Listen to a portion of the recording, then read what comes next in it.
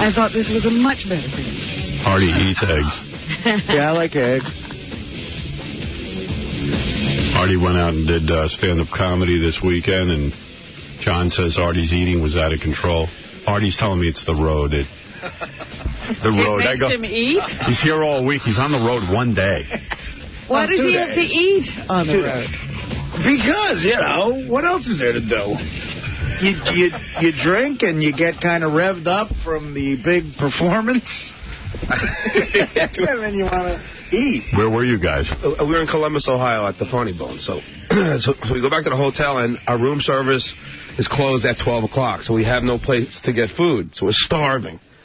So we go and call a cab company to go and take us through the drive-thru at the Steak and Shake. Oh, boy. The what? It's one of the best places I've ever been to in my life. It's called Steak and Shake. And you can get steaks and shakes. What do you mean? That's all they have?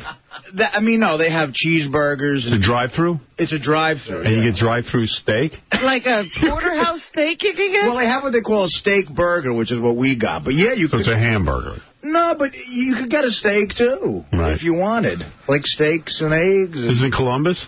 This is in Columbus, yeah. Steak and Shake. I wonder why they don't have that here. But it's great. And it's like an all-night drive-thru, so for people like us, you can go there and eat. And we were loaded, so we had to order through the cab driver who barely spoke English over yelling stuff. I want chili, too. They want chili. And we want a double toast. They got to know what we were talking So what did you pack away? All right, I got to tell you Artie's menu. You ready? One double cheeseburger. One grilled cheese sandwich. He ordered all this at once? Yeah, this is all for one sitting. One grilled cheese sandwich. Why does it always have to have cheese? I mean, I don't know. I like cheese. I've never heard of a cheeseburger with a grilled cheese on the side. Yeah. Grilled cheese on the side? No, Howard, he had a double cheeseburger, then a grilled cheese sandwich. Before he says this, I'm just going to say up front, I can't defend this behavior at all. Because cheese is like the most fattening thing. I know. But you don't care. No. Well, I was very hungry. All right, so start again. Yeah, you got to hear this. Right, double cheeseburger. One double cheeseburger. Okay. Then a separate grilled cheese sandwich. Then a bowl of chili with saltines. Then an order of onion rings. The fried onion rings. Then an order of French fries. Oh, my God. Did you order it all at once or separately, like a little bit all at once. Yeah. All at once. Yeah, this is a drive-thru. It's a drive-thru. Staying there. And then a large chocolate shake with whipped cream and cherry on top. Wow. But I don't know how you're not fatter. You're amazing. Me neither. And then Howard, so we go back to the hotel, and I realize that my hamburger has cheese on it. I hate cheese, so I'm starving. So I'm eyeing Artie's chili, hoping he's not going to eat it. Artie takes the grilled cheese sandwich and dips it in the chili as like a dipping sauce. And cleans out the whole bowl of chili with the grilled cheese sandwich. And the next night... And then I got a good night's sleep. I'm laughing. Then the next night, the same menu, again at Steak and Shake. The next night, only 2 double cheeseburgers. Wow. And like, a double's double the meat, so he got 2 double cheeseburgers. I mean, 1 double cheeseburger would be somebody's dinner. Right. But he ordered like for 3 people. And they're big. You move your bowels afterwards? Like is it like insane? Well, forget it. So this is Friday night, Right. So we had been up for 20... And you were drinking all night. Yeah. All right, I got to show you the note. It's as unhealthy as... You are so gluttonous. I have no defense for stuffed? Yes, and then I go upstairs... The funny thing is, I could eat the same meal Artie, you just described Artie, because I am ravenous. I can eat and eat and eat, but I get like, oh my God, I don't want to be like a huge... I don't want to be like, Reuben Studdard. I doubt if you could eat 3 sandwiches. Absolutely could. In one sitting. Absolutely could. And a bowl of chili. Absolutely could. I would like to see you do it. And you should see the amount of food I eat. I just eat healthy food. Well, I do think you're like a factory. Yeah. I always think of you. I mean, like, you're constantly feeding your machinery. Yeah. I'm hungry. I am hungry all the time. But Artie must have a baby when he goes to the bathroom. But I got to tell you something. Like I just ate my breakfast. Yes. I mean, I'm starving. I had egg whites, and that's it. I eat the edge of a toast. And the thing is that... And Artie's got bread and bread and bread. And I'm so starving after that, but, like, the hunger will subside. I'll forget after a while. You know what I mean? Like, you gotta start somewhere. But this is after, like, 8 shots of tequila. Which is a lot of calories, too. Yeah, and not only that, that lowers his ability to say no to the food. But I went to Steak and Shake, and it was fun when you're drunk. I was pretending I was Jeff the Drunk when I ordered, and I said, I'd like a steak, and I'd like a shake. That's funny. Hey, Howard. Yeah. I once saw Artie sort of diet for about a minute and 11 seconds. It was the funniest thing. It was another one of these comedy shows. So they order all this food. So Artie got a bunch of hamburgers. So he's sitting there, and he pulls the burger off the bread. And he goes, yeah, you know, I promised Dana that I would lay low on the breads and stuff. So he cuts up the hamburger with a knife, and he eats like 3 of them. And then he's sitting there, but it's a room full of food, so finally he can't take it anymore. He goes to the pizza, and has like 8 slices of pizza. But he really did not eat the bread. I mean, if Dana's going to marry you, she's going to have to realize she is going to be living with a very fat guy. Well, the problem is... I mean, you're not changing. The problem is that then after this, it's 4 a.m. Yeah, I go upstairs and I call Dana. Yeah, this is a hold on, wait. And then it's like... Hold on. See, he's drunk. I mean, he had about 8 shots of tequila on stage. I mean, you know, just totally inebriated. Right. You know, so then he's like, I'm going to go call Dana. And I'm like, all right, don't call Dana. It's just not you don't do it. Because I have a thing. I got to call her after every, night. She's got to make sure I'm okay. Go, all right, just tell her the phones aren't working or something. You should not call. He's like, what? The phones aren't working. The phones aren't working. I go, I don't care. Don't do it. Sure enough, he does it. Tell her what you did. Well, that's the whole point is I call her and we talk for like an hour and she stays on the phone with me, and the next morning I wake up and I forget most of the conversation, and there's grease all over the phone from the meal. It's like a murder. And I got to go wash the phone, and then I'll call Dana the next day to recap what when I wake up at 2. Right. And she'll be all mad and she'll go, so, remember calling me last night? And I go, yeah, I remember. She goes, good conversation, right? I go, yeah. She goes, nice proposal.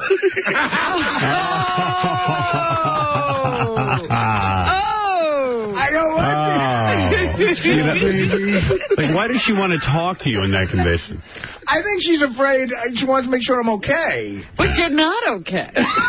So she's making sure I'm not okay. You proposed in a drunken stupor? I guess maybe I did. No. Wow. And I guess maybe I've done it before. I love you. I love you. Oh, forget it. The Late Show, Friday night in Columbus. They were the craziest group of people. You got to read the note that the manager gave to the owner of the club about the Late Show in Columbus. What did it say? He goes, all right, I think you were happy with the numbers. He goes, 10:30 show, out of control. I spoke with John and Artie. Both said they could handle everything. We kicked out 2 people for walking up on stage. Artie went 30 minutes over, in parentheses, very drunk. I really thought he wouldn't get off the stage.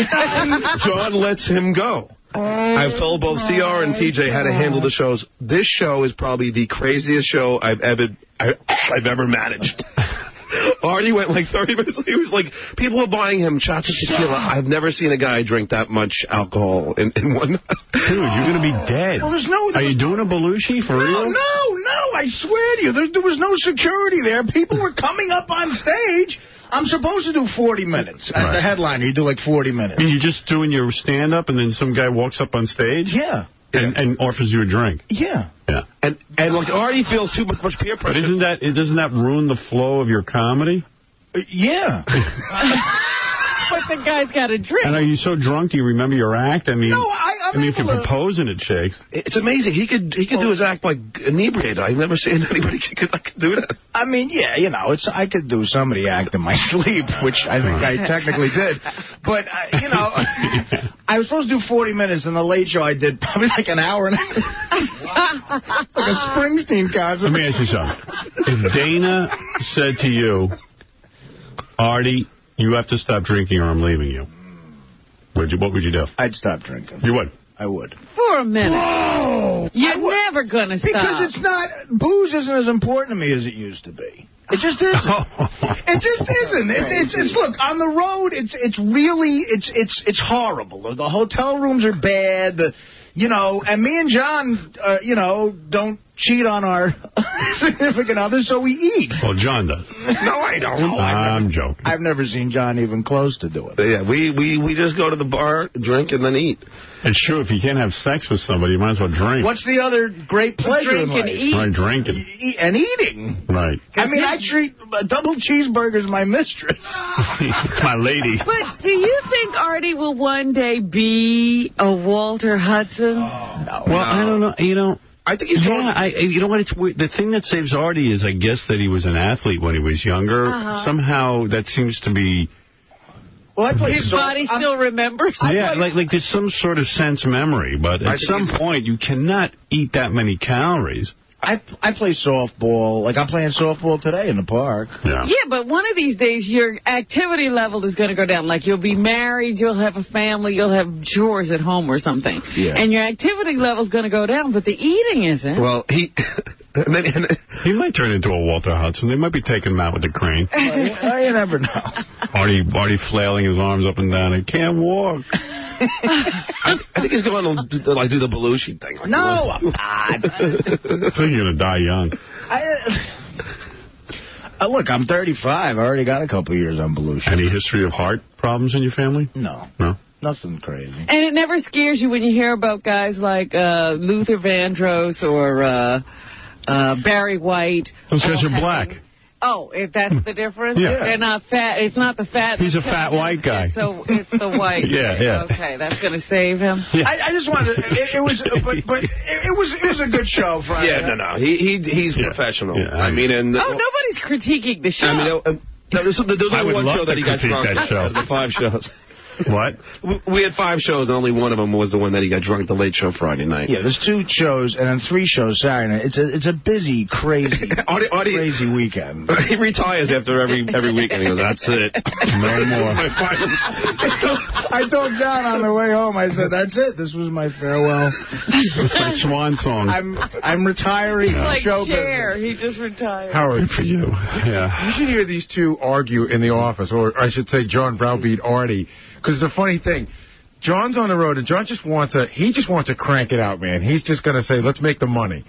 So they wanted to add a 6th show. And Artie's like, I think is on the road under protest. Mm-hmm. You know? So I'm doing it for money. I got making money. And Artie's like, John, listen, I don't want to work that much. And they just, like, bicker all the time. They're like a married couple. Well, we're going to be out there. Might as well make it. What else are you going to do? There's nothing else to do. You're bored. But you're going to say eating. The weight of the show falls on Artie. Right. Artie does an hour and a half. No, he does 40 minutes. I did 25. It's not quite that much. No, but he's the closer. So Can I make a suggestion on your shows? I mean, a critique, and I haven't even seen them. It's a little too long. No, they're only an hour and a half long. Yeah. No, all we have is one guy. I went to see Sarah Silverman on Saturday Night, but she was so funny. Yeah? Oh, my God. You got to go see her show. She was funny as hell. Yeah, she's really good. Oh, wonderful. Real good. Yeah, I really, really think she's the bomb. But she does like I got there. The show was supposed to start at 7:30. It started 20 to 8. Okay, I got there late, so thank God it started 20 to 8. So 20 to 8, and I was out.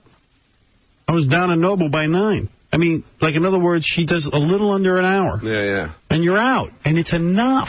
You're done. That's enough for comedy. It really is. Yeah. And I know you feel like, well, you're charging people money. You got to stand there all night. But give them a good show and get the hell out. And then Well, these shows are only an hour and a half long. But at a club, at a comedy club, it's usually an hour and a half. I think those comedy clubs are boring sometimes. They're so goddamn long. Is it just you and John? There's got to be somebody else. It was me, Artie, and 𝗦𝗵cie. That was it. And then Artie had his buddy there. Right, but this really good comedian came with us. There's a MC, a middle, they call it, and the closer. That's what it's like at a comedy club.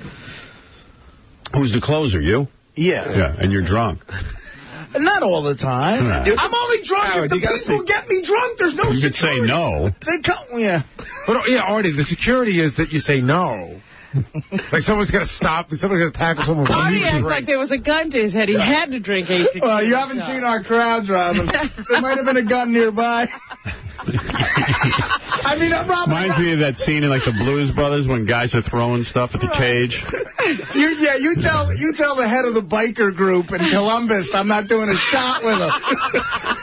Michael, you're on the air. Good morning, Howard. Oh, my goodness. The guy who walks up, is he like a biker dude? A lot of them look like that. Yeah. Some bald. Yeah. Bald, like earrings, nose rings. You're doing a shot, pussy. Artie never turns him out. I heard that, once he did a shot of tequila with Tabasco in it. By mistake. Yeah. One guy gave me a shot of tequila once on stage in Pittsburgh. It had his girlfriend's hair in it. Oh, did he do that on purpose? I don't know if he did it on purpose, but I got so mad.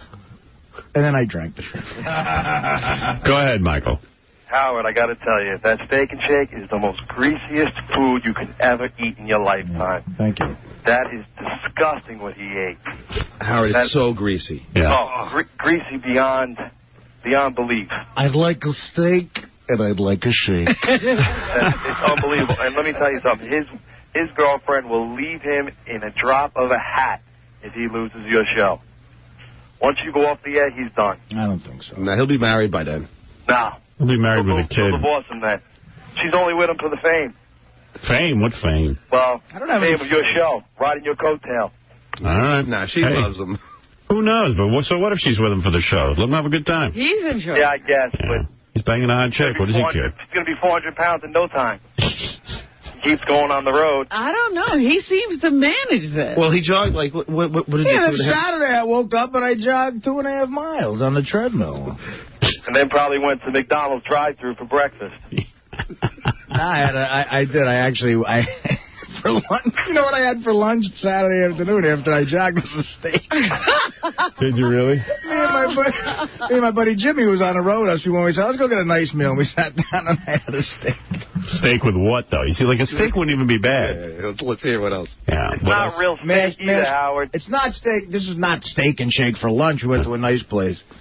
I had mashed potatoes and bread and a salad. Or the accoutrements. And a salad with a couple of Cokes. Yes, salad with Russian dressing. The Cokes are what kill me. If I could knock out Coke and Hawaiian Punch, I would be... honestly, because a lot of my calories... I'm 35 years old. I have 2 Hawaiian Punches and like 7 Cokes in a day. Yeah. But do you see how it's lost on Artie to take him to a gourmet restaurant? Oh, please. You haven't actually... I took him to Picasso in Vegas. Why did you do that? Oh, it was just so stupid. And they bring out this tiny little lamb chop, and I'm like, this poor bastard's going to go out and eat. Yeah, he's going to go out and have a real meal. I'm thinking, good. At least they limit my portions because, I don't have to be so fat. They brought me a second one. What waist size are you, anyway? Very nice. You're not that bad. My jeans are 36s, 35. Same as me. And I can get into 34 sometimes. What jeans? Are you wearing jeans? I'm not wearing jeans right now. You know what he's resorted to now? In the Hilton Hotel, he's wearing pajama bottoms. Look who's talking. Ralph Lauren over here. John, your ass is so... John's ass is out the whole weekend. I know. No matter what he has on, half of the crack of his ass is grotesque. It's grotesque. They put us in the back office of this comedy club. It's like a closet. Yeah. John orders a bucket of beers that he has to have before he goes on stage. I mean, you think I got problems. Right. And you're sitting on a couch. John has to bend over to get the beer, and his ass is in your face while he's taking the cap off, shoving a lime in his Amstel Light. Just gross. You know what's funny, Howard? I know. I've been over to his place, and the ass is like part of the whole day. The ass is all over the place. Yeah, He has never bought a pair of pants that fit him. No, he comes out to my house, and the ass is just like everywhere. I've seen John's ass more than I've seen Dana's. Howard, you know what's funny? The Camino's with us. Who's with you? The comedian. Russ Maneve. This guy. Russ Maneve. Is this comic that doesn't drink, doesn't smoke, doesn't do anything bad. Yeah, he must have been repulsed by me and Artie the whole time, just drinking. He's really funny, but he's a real healthy guy. Yeah. So... Well, dude. Wow. Steak and shake. But I don't know why do you need a grilled cheese sandwich. Oh, Robin, I wasn't thinking rationally. Why do you need a bowl of chili with it? Well, to dip your cheese sandwich in. I just it's so good, though. heard of all of that. If you, I mean, that sounds like a nice combo, the bread with the cheese and the chili sauce. But oh, Howard, if you've never dunked the grilled cheese in a bowl of chili. Oh, I've never heard of dunking grilled cheese. But plus the hamburgers come with everything on it. I had turkey chili for dinner last night, and I was worried that the sauce had too many calories. I put string beans in it to fill me up. I mean, I'm just trying to stay somewhat thin. This guy, he just eats. I mean, for what he eats, he's pretty thin if you think about it. Yeah, he's amazingly thin. He should be Walter Hudson. You're the other end of the spectrum. You're the most disciplined guy I've ever seen in my life. But, dude, if I ate like you did, I would be so fat. I mean, there would be no hope for me. And just think of all the booze he poured in on top of it. You know, he's all over the place. But plus, I forgot to mention those double cheeseburgers had everything on it. So it was loaded with mayonnaise and pickles. And it's in a bun. Yeah, it's in a bun. On the cigarettes. It's like the worst is when you wake up in the morning and you get a whiff of your fingers by mistake. It's like cheeseburger and cigarette and tequila. You relive the whole awful night. And then, it's like, that's just... like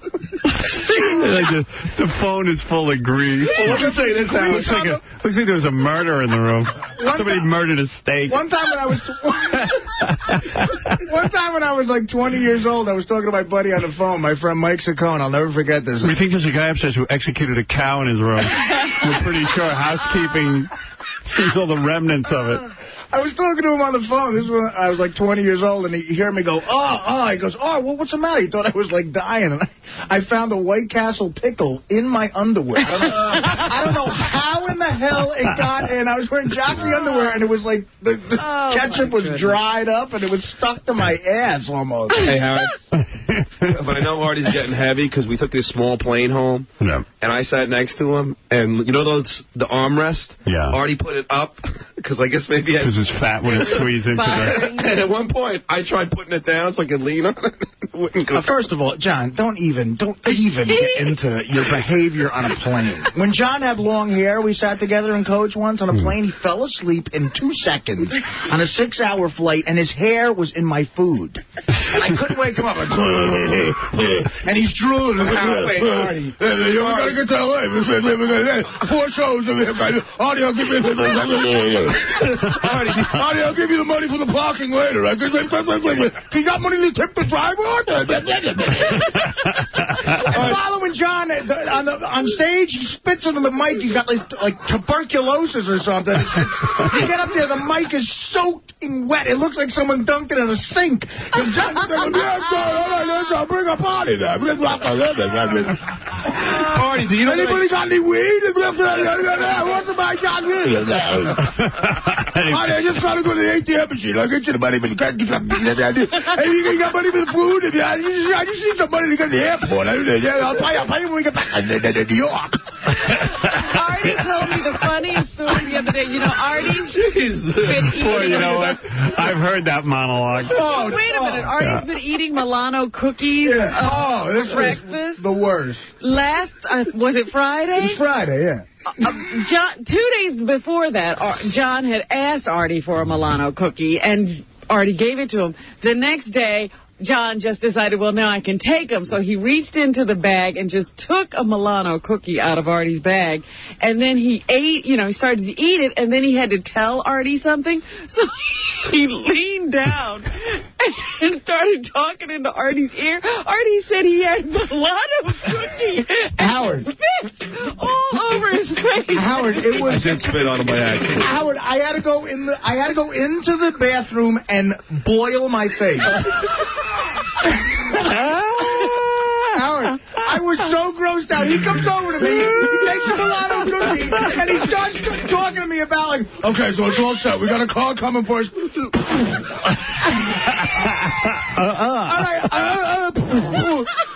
Howard, he was an inch from my face. He spit. It was saliva and Milano cookie crumbs covered my face. Like, I look like a piece of modern art. You know, it's really weird because John, like, latches on to certain people. Like John and Jackie were, like, joined at the hip. And then when Jackie, you know, did his swan song here, you're not that in touch with Jackie anymore. And now it's like Artie just filled Jackie's shoes completely. I mean, he's a younger version. Yeah, he's like the same guy. He's paying for crap. He eats uncontrollably. He likes to drink. It's perfect. Yeah. But no, Howard, I know Artie. The money situation on the road with John, it's getting embarrassing. Well, do you realize? Well, just because, you know, we get a town car, which I had to force him to get. Right. To go from the hotel to the airport, and the town car guy is waiting to get paid. Supposedly this is Stuttering John and friends on tour, and of course I got to tip him because the guy's just waiting there. You know, and after I tip him, he goes, "Oh, sorry, I got to go to the ATM." And I usually tip him on the way back. You know, did he ever give you any of the money back? Well, what do you right now? He owes me $500. I got the check. All right, let's see it. What did he owe you $500 for? Well, sometimes we split some of the expenses, and You know, why don't you do this before you leave on any given weekend? You and John put in the same amount of money into a fund. A fund. Right. And that's the money. You know what? Because why do you leave it up to anyone? What you're saying is makes complete sense, but it'll never. Like when you went to the Steak and Shake, who ends up buying everything? I did. Wait. I offered to pay. You said John, it's on me. Oh, God. You said it's on me. Fred, what happened at lunch? Remember lunch last week? We went. John goes. I'll pay for lunch with John. I said the two of us will buy lunch, and John goes to open his wallet. There's nothingness. Right. It's the abyss. It's just nothing. And it's the same move. Yeah. Oh, my God. Like he doesn't know it's empty. Because I have a credit card. Why would I, I could... Why would I pull it out?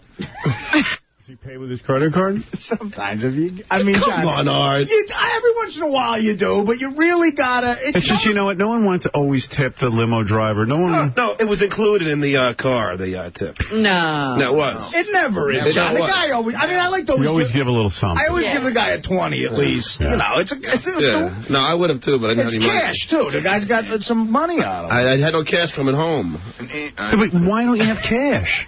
I got paid in cash. I spilled my wallet out. I had $10, and at the bar we went the late Saturday night. I bought 3 cans of Ready Whip. To do Whippets? Yeah, so I emptied my wallet. Howard, I'm telling you, I don't know if it's funny on stage, but it's retarded backstage. It's a documentary. Yeah. What goes on? He's buying Ready Whip. He's 37. He's got children. He doesn't have any money. He spent money on Ready Whip. It's like unbelievable. The Whippets. I'm sitting there, I'm ossified in the back of a cab ordering everything on the menu at a Steak and Shake. He's trying to get Whippets. The comic who's with us just can't wait to get home. Go to like a spin class.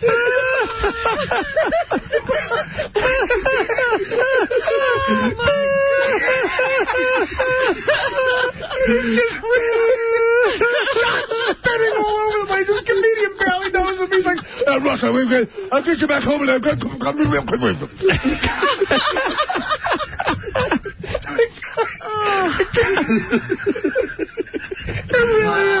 It really is unbelievable. It's unbelievable. And then we're on a plane at 9 a.m. on a Sunday, and we just look awful. Yeah. You guys are in, where were you, Scranton or Columbus? It's like you turned it into Manhattan. Yeah, we did. I mean, it really is just... I mean, look at me. Look at my eyes. Oh, I know. You look horrible. You're looking at it. I look horrible. My mother... I slept all yesterday afternoon. I missed the Yankee game. I woke up at 6. Now I'm screwed because I can't get to bed. Yeah. My mother comes over with food. And she goes, you look horrible. Why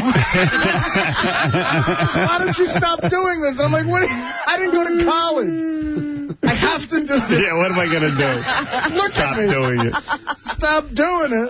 But you could sort of curtail some of the behavior. No, you're right. Is it fun, Artie, when you're doing it?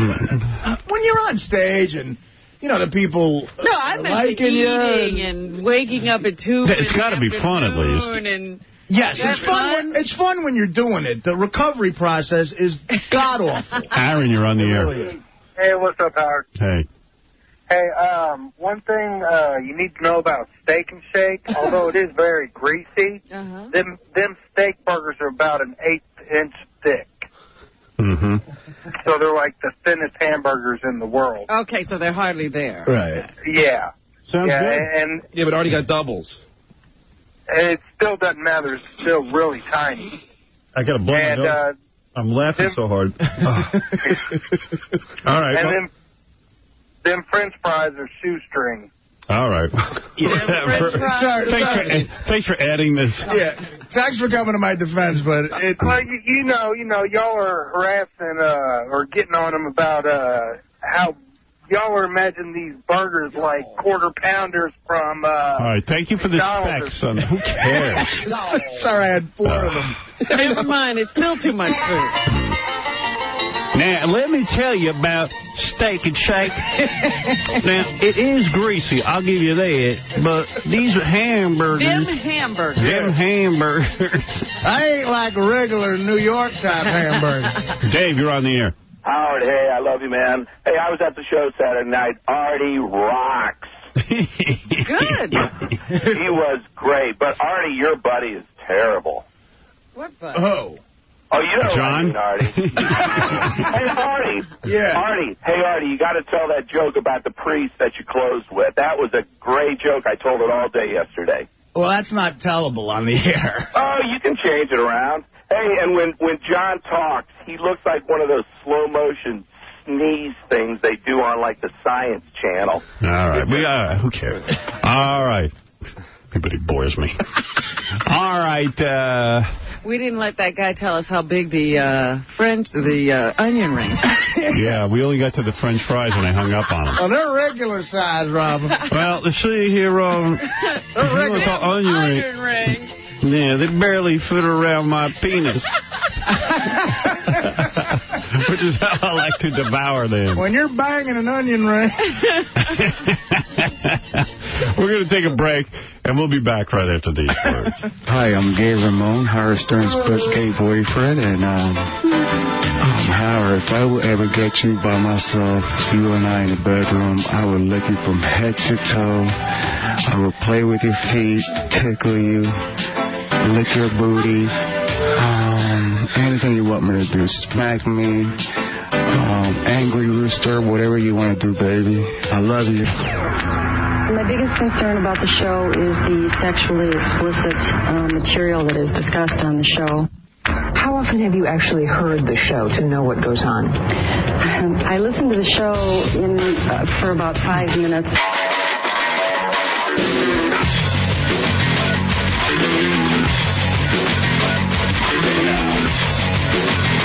Oddly enough, that's my biggest concern, too. The sexually explicit stuff. I'm trying to get more of that on there. I couldn't agree more. I've been working on a song over the week, and I was so inspired by that guy, Roger Allen Wade, that I wrote a song called A Woman's Place is on My Face. And I'd like to sing it for you later in the show. Oh. All right. A woman's place is on my face. Wait, you'll see. You'll love it. Yeah, thank you. Thank you. Thank you. Thank you. Oh, you were finishing up that story. Artie, if you're just tuning in, we've been talking for 40 minutes about Artie and John and their show they did this weekend. So after the whole thing, I get home. I just want to have one good meal, something, so I order some Chinese. And so I sit down to eat, and I ask my wife to pour me a glass of orange juice. She pours me a glass of orange juice. I drink like 3/4 of it. I start to pour more. As I'm pouring more, I notice there's a brown stuff in there. Oh, wait, what are you doing? Throw it up. When I think about it, I'm almost going to throw up. John, don't. Oh. And I so... Jesus. So listen. He's raging. John, go in the... Are you going to throw up? Are you going to throw up? I want to get the story out. I love to throw up. Oh, it's funny. What was in there? So I go, Susanna, there's something brown in the orange juice. So she looks at it. There's maggots all in the OJ. I just drank. Like 3/4 of a glass of maggots. John's like gold dust. John, really disgusting. Doing maggots? What kind of orange juice? How old was this orange juice? It was June 5th is the the ending date on it, whatever. Yeah. I don't want to make you sick, dude, but maggots are born in feces. Yeah. Yeah. You drank, it was one of those the calcium-enriched OJ they make, Is that how they do it? And it's maggot-enriched. God, dude. Was it a big lump of maggots? They were all, when we looked at the bottom of the glass, and I just drank 3/4 of it, all in the bottom of the glass. Oh, my God. I know. Did the juice taste funny? No, it didn't taste funny. It was good. Oh, my God. That's awful. Where'd you get this juice? Can I say the company? Why not? Yeah, it was Tropicana. Was it really? Yeah. Whoa. Yikes. I know. So, I wonder if I guess. Sue him? Yeah. He looks Well, look at you. You're retching every time you think of orange juice. Well, it's my favorite drink. Everybody sues over everything. I don't see why you can't get a little settlement. You're traumatized, aren't you? But my wife saved it, and put it the top back. It's sitting in the fridge right now. The maggots. Yeah. Great. But, oh, God. It's gross. John's little fake throw-up session here might get him an extra couple $100,000. Now I get it. Oh, you're out of your mind thinking. Yeah, I was thinking that, too. He's going like, Howard, it was...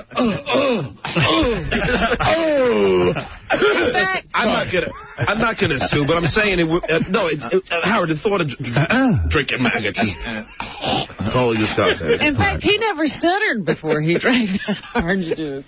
Why aren't you going to sue? You're so money hungry. I don't understand why you wouldn't. Yeah, you could relax and keep Artie off the road. What are the damages? I'm going to say, What are the damages? What are the damages? The fact that I'm about to throw up. I guess if I...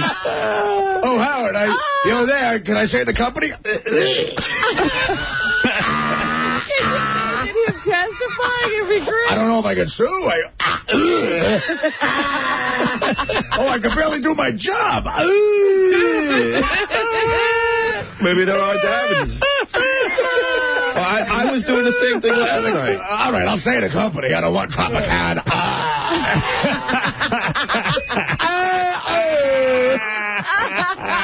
What mental anguish. He's working up into the big lawsuit.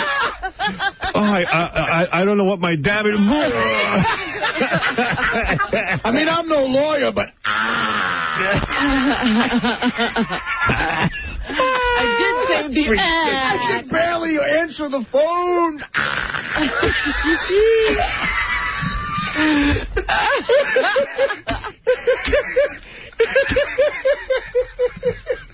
I barely got to work.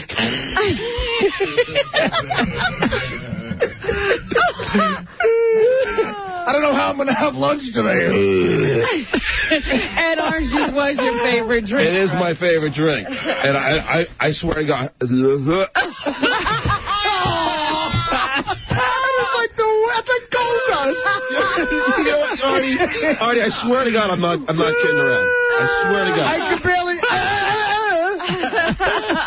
It was really disgusting. You probably have a lawsuit. Right? I can show this tape. Yeah. You're almost vomiting. Please. Your Honor, when I think about it,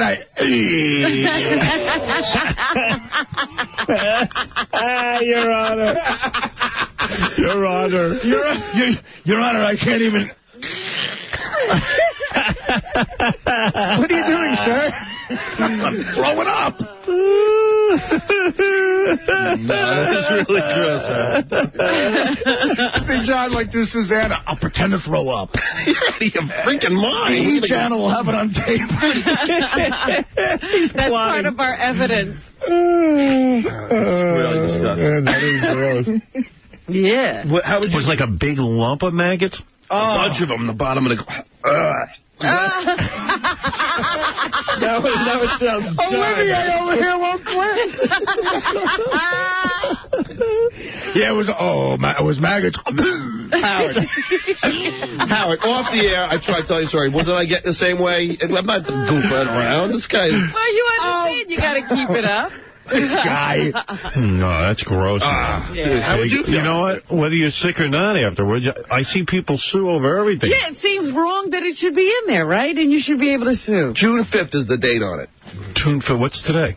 Today's like May 20th. Oh, so they screwed up. You going to call Tropicana? Yeah, I told my wife at least call him. We'll get some free OJ out of it. Are you ever going to be able to drink OJ again? I don't think so. I don't think so. Free OJ. Yeah, that's a bad thing to say. Free Put that OJ. in context. Yeah, free OJ. Free OJ.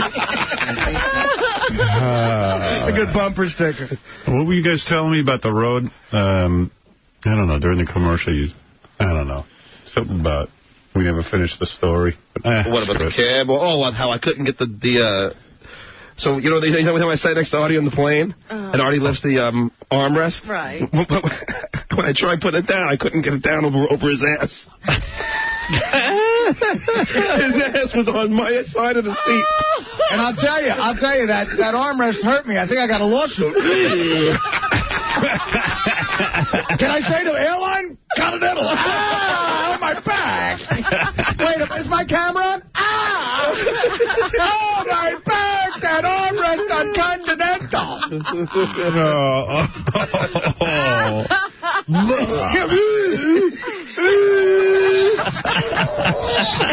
goes right back to the story, real casual. Yeah. Yeah, so it was Tropicana.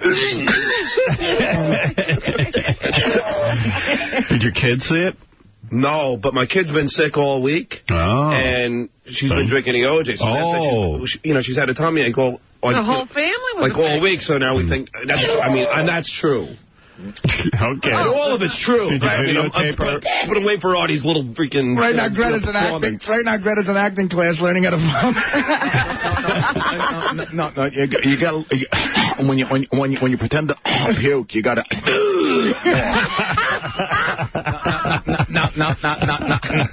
No, you try. Tim, you're on the air. Hey, how you doing, guys? Welcome. I'm from Central Ohio, and unfortunately I had to work that night that everybody was in town. And I found out that everybody was going to something. Hey, Bobo, you're on the air. Yeah, how you doing, guys? I think Artie and John are out of control, man. I mean, Artie, when was the last time you had a cholesterol test? Did you know your cholesterol? We didn't do that. Well, a couple of years ago, it's got to be bad. It's got to be like 500. No, it's not that bad. It's got to be huge. It's not that bad. It's just bad. What's with John doing whippets, man?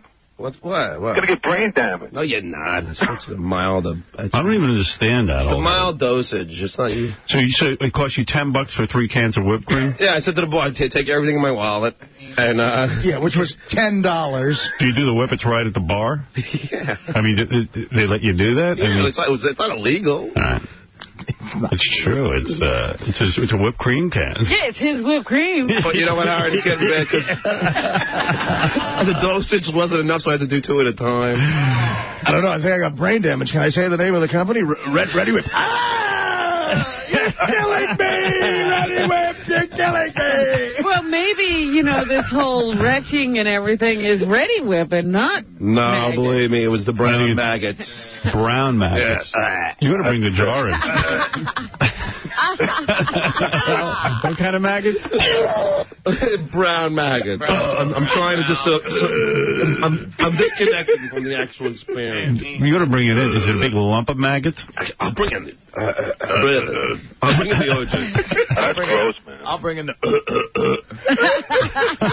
You know, I'm like, I can't eat bugs or anything like that. It really... Well, no one can. Yeah, who does? I can't eat bugs. No, but I'm learning so much. I'm learning so much about John. You don't understand. No, but if you see Fear Factor... People that can't eat bugs. If you see Fear Factor, you know, they can eat... Artie eats bugs Parmesan, so... Yeah, with a little mozzarella, not bad. Yeah, you don't understand. I can't eat bugs. I think I understand that. I'm repulsed by it. No. So are we. You're goofing on them. I'm not goofing on it, John. I just, you know... Doesn't really seem like you're throwing up. I could probably throw up in 2 seconds thinking about it. What? I could probably throw up in 2 seconds thinking about it. Let's see you do it. That'll be good for your lawsuit.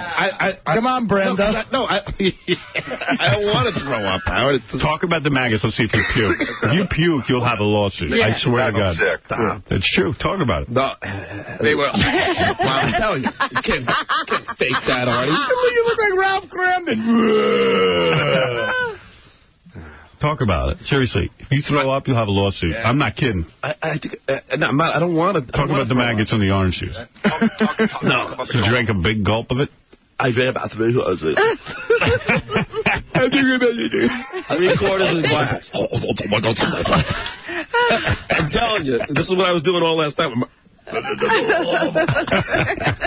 You're right. I think about 2 quarters. Out of control, Howard. Okay. Oh. Oh, my goodness. People should be able to see this. Give me another. Jessica Hahn, you're on the air. Oh, lovely. I just got sick. I just literally got sick. I never drink a juice again. Listening to John's story. I just threw You could sue John, and John can sue Tropicana. She could join the class lawsuit. action. Yeah, you could join the lawsuit. I just got sick. I'm not even kidding. It's Oh, me too. Wait. I'm in on the lawsuit too. Wait. Class action sick. You guys. You know, I throw up if my back didn't hurt so much from that continental seat. All right, Jessica, thank you. Jessica checking in. Ryan, you're on the air. Good morning, Howard, king of all media. This is Ryan from Cleveland. Hey, Ryan. Listen, I just want to say congratulate you guys on a great show every morning. You guys make us laugh. And, Thank you. You're doing real well as usual, Howard. You're the man. Thanks. But, listen, as far as starring John goes, in answering those phones, that douchebag smokes too much pot because he can't ever get to the phone. It rings and rings and rings. It's 50 lines, dude. Dude, John, seriously. Plus, I'm not even out there right now. It's the whippets and the doobies, dude. You're a freak. At least I didn't mention the beer. Seriously, you're stupid. But that's all right. We still love you. You do a great job. Congratulations, guys. Thank you. Easy. I should read email. I should get to... Gary Garver did a bunch of interviews. Yeah, you know, and I can't wait to play him because, like, you know, me and Gary get into an argument every morning over something ridiculous. Right. So this morning I said something about one of Gary's interviews about one of the celebrities that I thought said, I think he's mad at you for totally like a dumb reason. So I said that. And Gary's like, no, what? Well, you know, and he's like arguing with me because he doesn't think it's a dumb reason. But I do think it's a dumb reason. It's like every morning we have these like dumb... Why are you arguing with Gary Garver? What do you have to do with it? No, Gary Dell'Abate. Oh, Gary Dell'Abate. It's like the last time we had this huge argument because I said I agree with you about the $200,000, not being rich. We had this whole argument in the office about it. So it's every time. So this time I just said about the celebrity who's mad at you. I said, it's ridiculous. It is ridiculous. And then he's like, no, it's not. Well, So you know what happens, Howard? We don't have an argument. I disagree with John, but John can't be wrong, it's an argument. No. I say, you know what, John, I don't agree with that. I think you're wrong. Oh, what are you talking about? Yeah, okay, guy. All right, Andy, you're on the air. I mean, Richard. Yes, Richard. I'm currently with the Tropicana defense team. We've already worked on our defense regarding this pending lawsuit. Yes. Is it not true that he admits to eating Chinese food prior to the orange juice? No. No, afterwards. Well, okay. Well, you said this is going nowhere. I think he's going to try and imply that there was rice in the orange juice. Oh, and you spit it into it. It's just taking too long. Yeah, which is... Just say, you know what, the rice from your Chinese food probably got in the orange juice. Right, that's not maggots, that's rice. Right. Yeah, let's go to Melrose Larry Green, then I'll play some interviews. Melrose. How are you, Howard? Okay. Great show. Couple of things. First of all, I ran into Sarah from Joe Millionaire the other night. You ran into Sarah from Joe Millionaire? Sarah Kozer? Runner-up. Sarah Kozer, right. She's on the cover of Playboy, actually. She was in Playboy. First of all, she was very unhappy with a few things you said about her. What did I say about her? Nothing was airbrushed, number one. Oh, that's a lie. Then that's another girl. It's not Sarah. Yeah, I mean, I saw her in person. You know what? Let her get naked in here and let me do an A-B on that. Nigga, please. Exactly. Then I said to her, are you ever going to go back on Howard? Because, I'm a big fan of the show. She said, well, my plate is very full right now. I don't even think I have time to do his show. Her plate is full, which accounts for that belly being airbrushed. her plate is as full as Artie's. Something tells me. She's a nice looking girl, but the body. In fact, the guy Evan, who was Joe Millionaire, said to me, "Trust me, dude, she didn't look like that." I'm not done. She said she got a lot more than $500,000. She got closer to $1 million. I doubt that. That's what she told me. And she said that it was Fox's decision that Evan picked Zohar, or whatever the woman's name was. Oh, get out of here. Zora. Why does Fox care? On the life of my mother, she told me this. Why would Fox care who Evan picks? And since what she told me at a club in Hollywood. You think Fox wants to... What difference did it make to them who got picked? And plus, yeah, exactly, they want reality television. Well, between those two girls, what does Zora get you that Sarah doesn't? Nothing. Right. I have no idea. I'm just reporting the facts. I'm like Jack Webb from Dragnet. All right, anything else? Yeah. Yes. I ran into Daniel Baldwin, the same place Gary Garver did. And Daniel Baldwin probably thought I had a tape recorder, but I did not. And he was talking to me very badly about you. Daniel Baldwin. Who is even... Which one is Daniel Baldwin? The one who tore up the plaza. Oh, the one who did the drugs? Yeah. Right. Who cares what he has to say about me? You want to know what he said? Yeah. He said, is he still on the air? Does he still have a career? Yeah. What time is he on? He's just kidding around. Come on, Melrose. That's what he said, Howard. Give us a break. He's making a joke. Howard? Yeah. Don't forget, 10 o'clock at the E! Show tonight. That's right, the E! Show. You do make one good point. You finally got to something that actually makes sense. They're running promos on 8. Yeah. 10 o'clock. Our new time slot is 10 o'clock, and the reason I mentioned this because you're going to want to see tonight's show. Tonight's show is the drinking show, and I think Miss Butterface. Yes. Yeah. Oh, wow. You got to watch it. Yeah. That's a better time slot. 10 o'clock, you think? Yeah, because people go to bed. I go to bed early. A lot of people go to bed early. 10 and 11:30 also. It's better for John. Howard? Yeah. Well, John doesn't like to eat bugs. John's one of those whack jobs. Yeah. And he goes to bed early. Yeah, 10 o'clock is our new time slot on E! So there. 10 and 11:30 for the second E! Show. Right. And Howard? Yep. A warm regards to you from the whole LAPD over the weekend. All right, Melrose, thank you. You talked to the whole LAPD. Yeah. Steve, you're on the air. Okay. Steve? Yeah. Go ahead, you're on the air. What's that? I said you're on the air. All right. Thank you, Steve. Hello? Yes. Yeah, hey, Howard? Yes, Steve. Yeah, I was just listening to your show and listening to John say that whippets aren't illegal under his cans and all that. I've been a cop for over 10 years and got news for one. They are illegal. In a whipped cream can? Yes, sir. Anything that's used outside of its express manufactured purpose is illegal. I mean, if you walked into a bar and you saw John sucking on a whipped cream can, you would have to arrest him? You got it. We do it all the time, with, especially with spray paint. But how do you know that I'm not sucking down the whipped cream itself? Well, brother, you could be sucking down the whipped cream, but it's going to change your behavior. And you know yourself, you're not going to suck whipped cream out of a balloon, right? I think it's not out of a balloon. It's out of the whipped cream can. It's the actual can. I think John's got you on that. So then you don't turn it upside down like you would when you normally remove whipped cream, right? What? No, this guy's right. I mean, you do it, you have it in a different position. Right. I can put it in any position. It doesn't matter. The air's going to come out either way. Well, okay. Yeah, but the whipped cream will come out one way. You don't want the whipped cream coming out, though. I don't mind at the end. The other way, all that comes out is the CO2. It always comes out at the end. So you've arrested people for sucking on a whipped cream can? Yes, we have. We do it to junkies all the time to get information. Thank you. Yes, sir. Well, there's Steve the cop saying that John is probably going to go to jail. Good. Yeah. What are you in for, kid? Whip it. This is one junkie they won't get any information out of. Right. I want to hear about my maggots. Mike, you're on the air.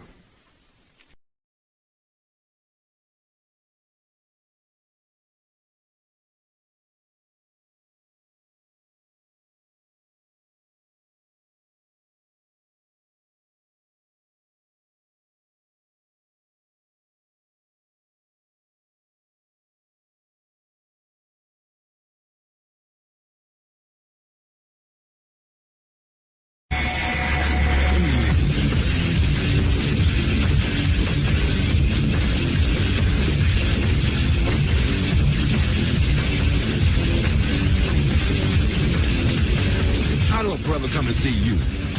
Yeah, Robert, if you see this, get in contact with me. I'm always in the area somewhere. If not, leave a little message on the TV.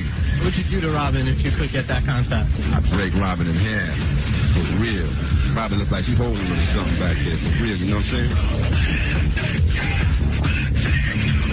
Hey, everybody, what's happening Monday morning? What do you know? Boy, lucky Cardinal O'Connor, huh? He missed the heat wave. You feel the heat wave in here. I knew it was going to be 190 degrees in here. Wow. When it was hot yesterday, you knew it was going to be boiling. Yeah, I almost called in sick because I didn't want to deal with the heat in here. It's just every year we go through this. Every year Tom comes in and looks at me. We have an air conditioning company. And it's just endless. It's just the same stupid conversation over and over again. I give up. I've thrown my hands up in the air. And then the E guys come in and go, well, the lights are too low. And that's why the heat is... So I go, well, there is a floor above that is available. And then Tom goes, well, you have to sign another contract. Well, Tom doesn't say it. Mel says you have to sign another contract in order for us to put the lights up higher. And I said, yeah, but what happened to... We were going to have... But what about the fact that... How can we trust you? But I'm living in conditions that aren't good. I mean, 5 years now I've had to sign another contract. We signed another contract. Yeah. This is supposed to be our studio.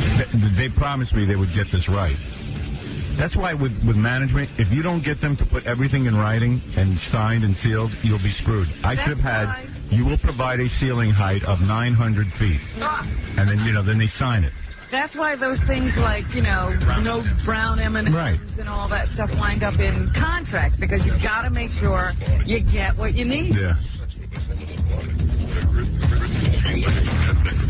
Baba Booey, get me a bathing suit, an umbrella, and a Mai Tai. It's time. It's tropical. Oh. Baba Booey. I'll be taking my shirt off in a minute. We are not going to be outdone by nature. No. We're going to break all kinds of records. And the TV guys always say to me, well, why do you wear the same T-shirt? Why are you wearing T-shirts on camera? I go, I come in with nice shirts and stuff. I can't wear them. You got to be ready to undress. Yeah, I wear layers so I can undress. All right, we got to take a break. I have tons of stuff to talk about. See that picture of the Cardinal laid out? Yeah. Yeah. His head is not going to fit inside the coffin. No, he's huge. He's sticking out the top. Head is huge. And his hat is over the edge. Right. When they closed the coffin, the hat was I know some people who went to view the body yesterday. Really? Yeah, religious people. Oh, they weren't goofy. No, they were really going. I was going to go. I really was going to go. Because I wanted... You needed something to do. I needed something to do. It was like, I didn't have the kids. What's happening this weekend? It was hot outside. And the only thing happening was viewing the Cardinal's body. But I figured if I went, people would think I was goofing. Mockery. It would be worse than Donna Hanover's press conference. Right. On the steps. Oh. Well, it wasn't a press conference. They keep hounding her everywhere she goes. They want to know. I mean, I'm sure she's upset. Yeah, but, you know, it's the guy's funeral. Don't try to upstage the Cardinal when he's died. Yeah, well, it was like Weekend at Bertie's. They propped him up next to her. Hey, here's my buddy, the Cardinal. I'm dating him. The Cardinal is advising. Yeah, Rudy's got his new girlfriend, and I've got the Cardinal. He'll never betray me. I still can't figure out what happened between Rudy and his wife. Like, I was thinking about it. They got kids that are... This is the mayor of New York, by the way.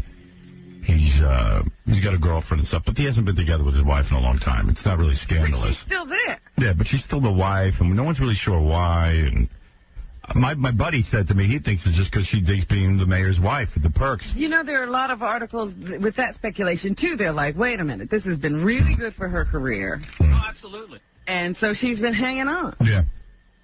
But all of a sudden, people... That's what Chris Rock told me. Chris Rock? Yeah, I saw him this weekend. He was talking to you about the we were talking about Mayor Giuliani. He goes, yeah. He goes, where's she going? He says, she digs the perks. You know? Yeah. I said, yeah, I guess you're right. Yeah, we watched the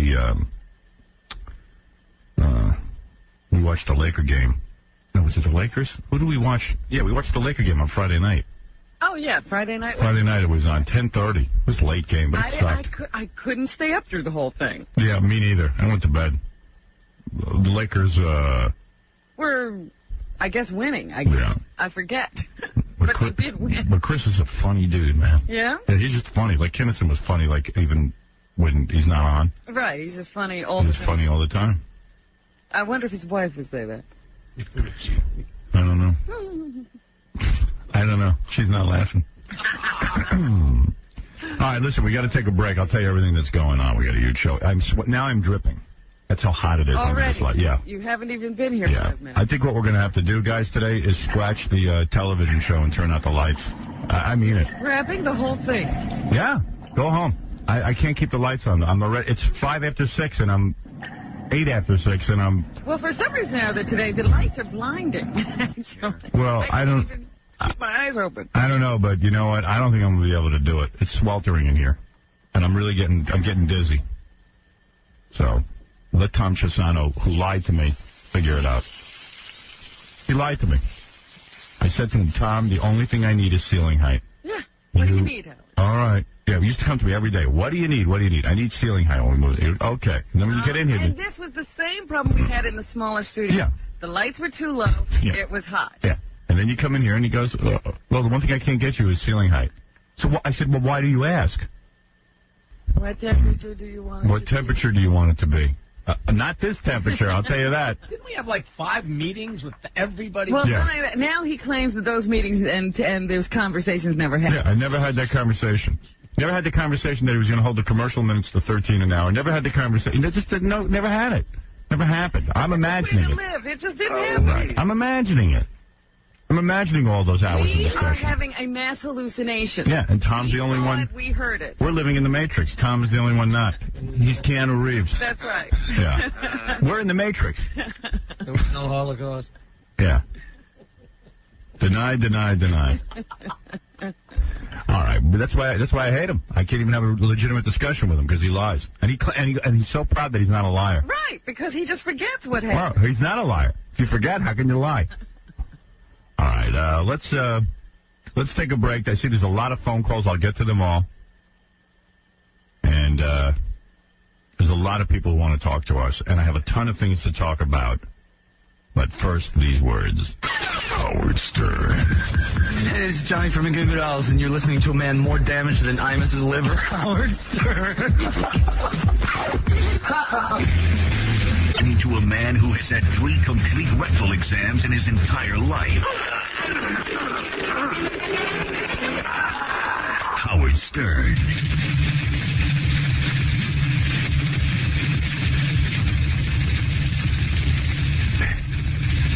Hey now.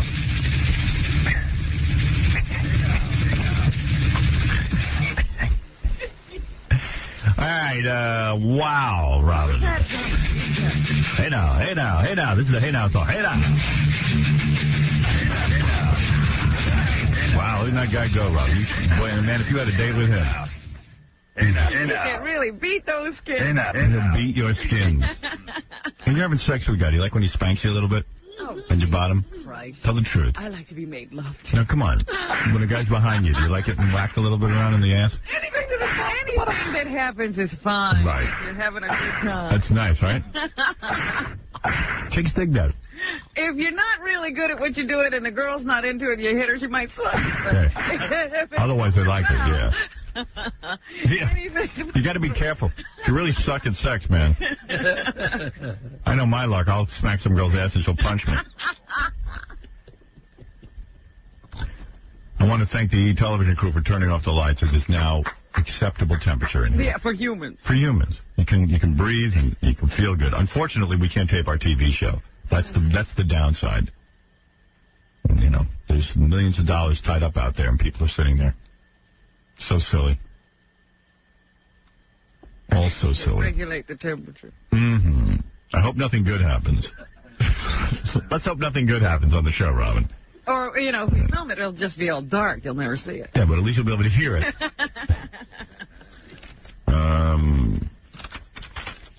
It's really weird, that picture of the dead cardinal in the box on display. I always think displaying a body is funny anyway. It's always weird. And but the picture's weird because, as you're right, his cardinal hat is sticking out of the coffin. And there's no sign of his legs. Where'd they hide those? I don't know. He looks awfully small. Dude, did they chop him off or something? He looks like Herbie Village has all of a sudden. What, do you shrink or something when you die? I don't know. Does cancer shrink you? I got to figure out this picture because he's laying in a box. He has no legs. Yeah, so in the box, like, where are his legs? Oh, I don't know. Maybe it's just a weird angle. Yeah, because he's tilted up or something. Yeah. Because I do see feet. Yeah, I see feet but no legs. Yeah, he got his knees there, and they put the shoes on him. He looks super. Big giant hat, big dress. Good luck. You know, it's so weird what they have to do if they're going to show the body, because they have to tape your lips. Oh, is that it? Really? You know, like, or glue them or something. I don't know how I'd feel about a bunch of people looking at me. I like what the Jews do. As soon as you die, they throw you right in the ground. Yeah, this is weird, because thousands of people have been walking by. Yeah. I told you, I know people who went. Like real, and I was like, I start goofing, and I realized they're serious. I go, oh, would you say hello for me? Hey, take a picture with them. And they're like, that's terrible. I'm going to pray for you. I said, all right, pray for me. I could use it. This morning as I was coming in, somebody was trying to explain all the stuff that would happen at the Mass today. Yeah. And first of all, they said, oh, it'll be familiar to anybody who's ever been to a Catholic funeral Mass before. And I'm like, I haven't. And then they just start talking about, like they'll have the smoking purse. Yeah. What is the purpose of that? That's incense, to show your prayers going up to heaven. Oh. Mm. And there'll be a lot of holy water. Yeah, I know. My friend had holy water. They drank holy. Do you drink the holy water? No, you can't drink. Isn't it wrong? No, don't drink that. Sprinkle holy water, not drink it. But you sprinkle it on you, right? I guess. Because my friend said there was lots of holy water. No, the priest has a big microphone. It looks like a microphone with holes in it. And the holy water goes in there, and then he throws it at the coffin. But you shouldn't drink it or put it on yourself. Yeah. Oh, really? You can't put it on yourself? Well, you put it on yourself. You just dip your finger in and put it on your forehead. Right. Yeah. Well, that's what she was saying. She got, like, holy water on her head. So there'll be lots of holy water. Why don't they get a big hose? It was just hose everyone down, like at a rock concert. I'm going to hose you. Who said that? Jack Nicholson. Yeah. We're going to hose you now. Where is that, in Woodstock? No, it was, what was that, Band-Aid or what was it? It was the Bob Geldof thing. Yeah. It was something, and Jack Nicholson got up and go, we're going to hose you now. And they hosed everyone down. That'd be good with holy water. Yeah. Holy water. Hocus pocus. I love it. I love it. I love it. And then 3,500 invited guests. I feel so insignificant. We're so unimportant. I bet you like all the cool people will be there, like Chris Rock and Gwyneth Paltrow. Yeah, all those people will be there, and we won't. And Sheryl Crow. Well, I know you're getting warm. They've been talking to the fire department, so everybody cover up your cameras and anything else that might dissolve in water. They're going to spray you now for a couple of minutes. We're going to spray you. But don't go running for it. They'll find you. They have big hoses, and I hope it cools you down a little. We're going to spray you. I'll be backstage. Spray you now. I'll be backstage banging everyone. I'll be picking up some chicks. I'll be banging. I tried to pleasure myself last night and couldn't. I just couldn't get it going. I just wasn't in the mood. I was... What, were you just trying to fall asleep? It wasn't like the urge had hit you. I woke up at like 3 in the morning. And I was like, oh, no. What am I going to do now? Your nightmare. I had another hour to sleep, and I want it. So I put my legs akimbo.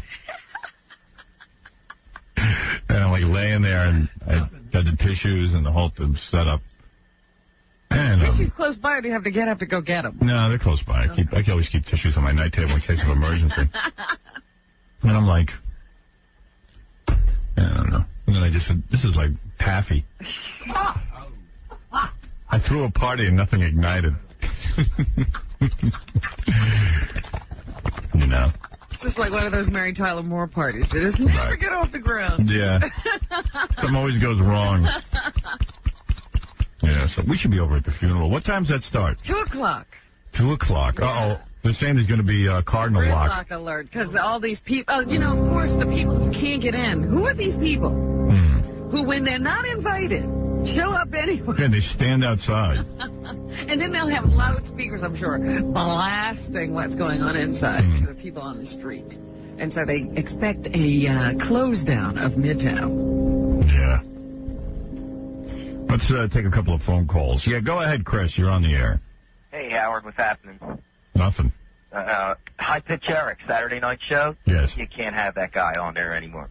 He runs the show. Oh, he was great. Come on, when he had the race with Crazy Cabbie. Was that the funniest race you've ever seen? With the two big bellies. It was great. Can I take Robin out on a date, Howard? Yeah, tomorrow. Yeah, that's my open day. Hi, Hillary, you're on the air. Is that Hillary Clinton? No, Hillary the Witch. Oh. Hillary the Witch. Remember she was on our TV show with... she came in here in love with somebody, right? No, yeah, well, she wanted to meet David Duchovny and I beat her with a rubber chicken. Right. The show was fantastic, Howard. I just couldn't get over how funny it was. Yeah, you were great. I had no idea he was watching me get spanked with them on the monitor in the other room. Yeah, me neither. That was news to me, too. Funny. Yeah, that was funny. At the minute it went to commercial after that, my phone just started ringing off the hook. Yeah, it was fun. Yeah, you were fun. The other witches called him. Yeah, you were good. You're a good sport for a witch. I was doing PR for witches. Who knew? Right. But I just wanted to say thanks. It was a lot of fun. All right, thanks, Hillary. Okay, all right, that's Hillary the Witch. Let me get this out of the way right now. I watched the episode of X-Files that David Duchovny wrote and directed. Yeah, you liked it? And it was very good. All right, there you go. Very good. First time I've sat down to watch the X-Files in a long time. It's got me back into the show. It was that good. You're such a flirt. I'm not flirting. That's absolutely true. And I'm not talking about the episode he was asking me about when he was here. He had another one on 2 Sundays ago. Not last night, but the Sunday before. And I was there. I watched it. Manny, you're on the air. What's up, Dick Nose? Oh, boy. Why are you an asshole, man? Oh, you're hurting me so much. What's with making fun of the Cardinal? What's with making fun of the Cardinal? Yeah, why can't you I think it's funny. Why can't you respect anything? Your show sucks. Your movie was a piece of crap. Well, here we go. You know, I know it and everybody knows it. Your show sucks, man. I have to turn it off within a half hour. So a half hour, that's good. Boring, Howard. You suck. A half hour is good if I can hold you there for a half hour. You suck, man. You suck. And you will get yours. You will get yours. Buddy. Why do you call me every day and tell me how bad I suck? Why wouldn't you just abandon me? Why would you care? Because I used to listen to you, man, and I don't know, you just suck. So don't listen you anymore. Have nothing to say. You start the show with complain. That's right. You know, so why would you listen? Complain. That's all the show is. Why would you listen? Fun of people, man. What have you ever done for New Yorkers? But nothing. Let's say you can't stand me. Why would you listen? It shows your own idiocy. You're an idiot. Dope. Why would you listen to something you don't like? It doesn't make any sense. I mean, there's tons of stuff I don't like. Now he's thinking about that. Yeah, I mean, he's like, well, yeah, I guess I do like it, but I don't. It makes me mad. Yeah, what's wrong with me? After a half hour, I have to turn it off. That's a lot of listening. Yeah, that's fine. If every person who hated me listened for a half hour a day, I'd be fine. Wow. Man. Let's go to Paul. Paul, you're on the air. Hi, Howard. How are you doing? All right. I wanted to let you know that I'm a minister, and I am legal to marry in almost all 50 states. And I'd like to volunteer to marry the porno star to the winner of your contest. Hey, we might take you up on that, Minister Paul, because I don't know if we do have anyone who will marry the porn star. Hold on, okay? Sure. All right, that's Minister Paul. What kind of minister is he, I wonder? Let's go to... Who cares? No, I just... Why isn't he at the Cardinal's funeral?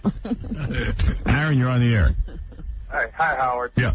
Hey, I just wanted to tell you guys were commenting on Cameron Diaz last week on how she's not aged gracefully. I want to tell you... I didn't say she didn't age. She hasn't aged yet. I didn't say she didn't age gracefully. I just said that she's not that hot in person. Oh, well, in high school she was. I went to high school with her out here in Long Beach, at Long Beach Poly. I was a freshman or sophomore, so I was one of those guys who, you know... And she was hot? Yeah. I'm sure she was. Yeah, John, go ahead. Yeah, Howard, I saw Cameron Diaz at one of the premieres of a movie. Yeah. And she's so hot in person. No, if you saw... without makeup. I've seen her without makeup. I haven't. I have friends who were at a bar, and literally she was coming on to them. This was years ago. She wanted to hang with them, and they couldn't even tell. She movie star. They blew her off. That's how bad she looked. I'm shocked, because, I mean, she's so hot.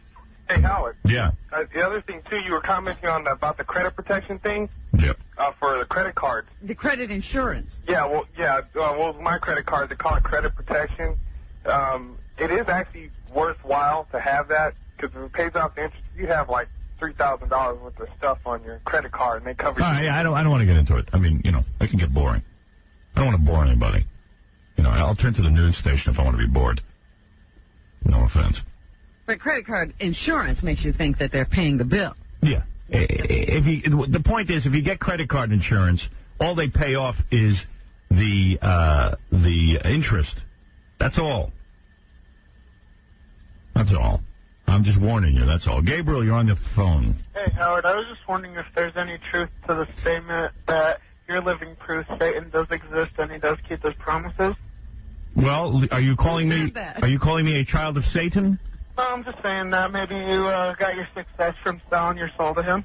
No, I never sold my soul to Satan. Never had to do that. Have you? Haven't met him, haven't made a pact with him. Damn, I was wondering. I think my success came from a lot of hard work, unfortunately. Good job. I love you, man. Love you too, thanks. It's been about a year since we've seen your Saturday show here in Denver.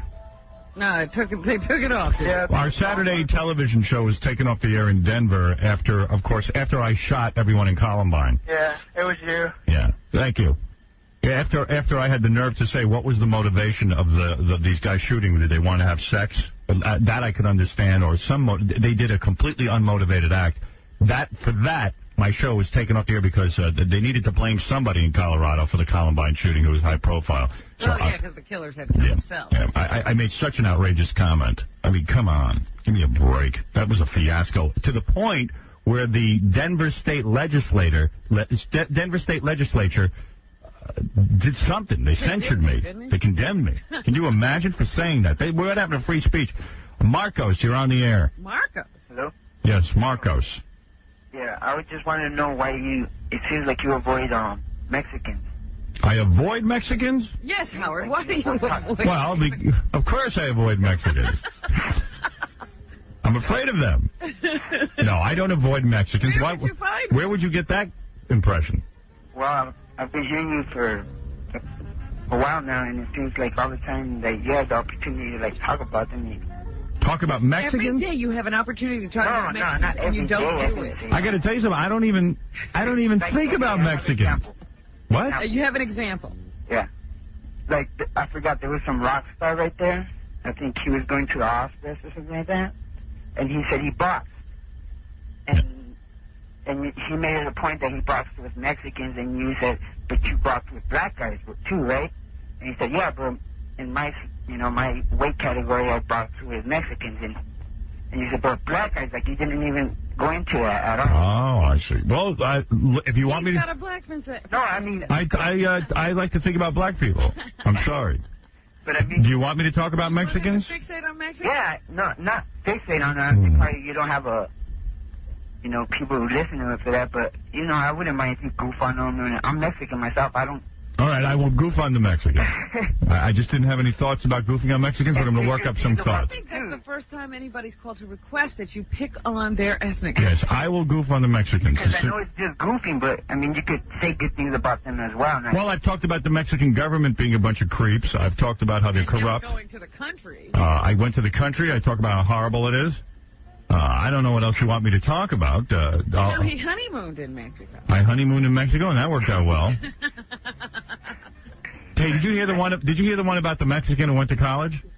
No. Me neither. All right. So, I mean, you want me to do Mexico material? I'll work some. I'm Mexican. I know. Okay. We know. You see, now you're already offended.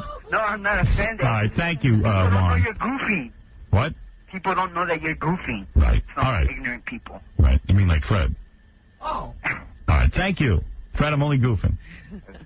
All right. Thank you. Thank you.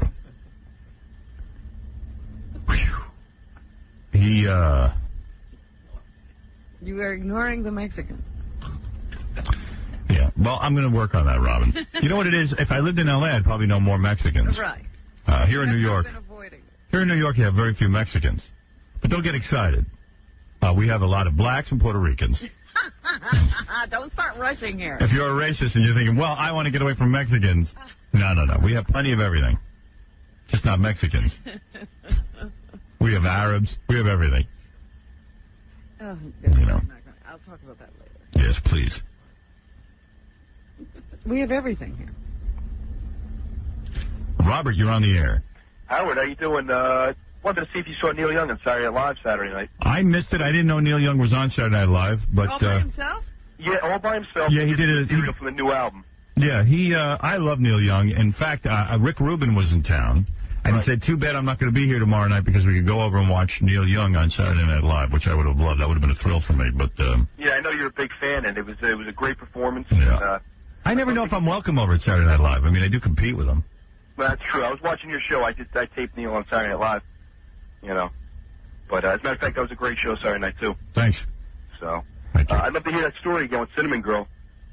Okay, thank you. All right, folks. What, when I made love to that chick? That was Southern Man. Hey, Tom, you're on the air. Yes, Howard. I just wanted to tell you that Saturday was the first opportunity I had to see your CBS show. I was in Ohio, and I saw it at a friend's house. You're such a genius. I can't believe how far I had heard that show on the radio, but then when I actually saw it, that girl getting hit. Getting beat with a rubber chicken?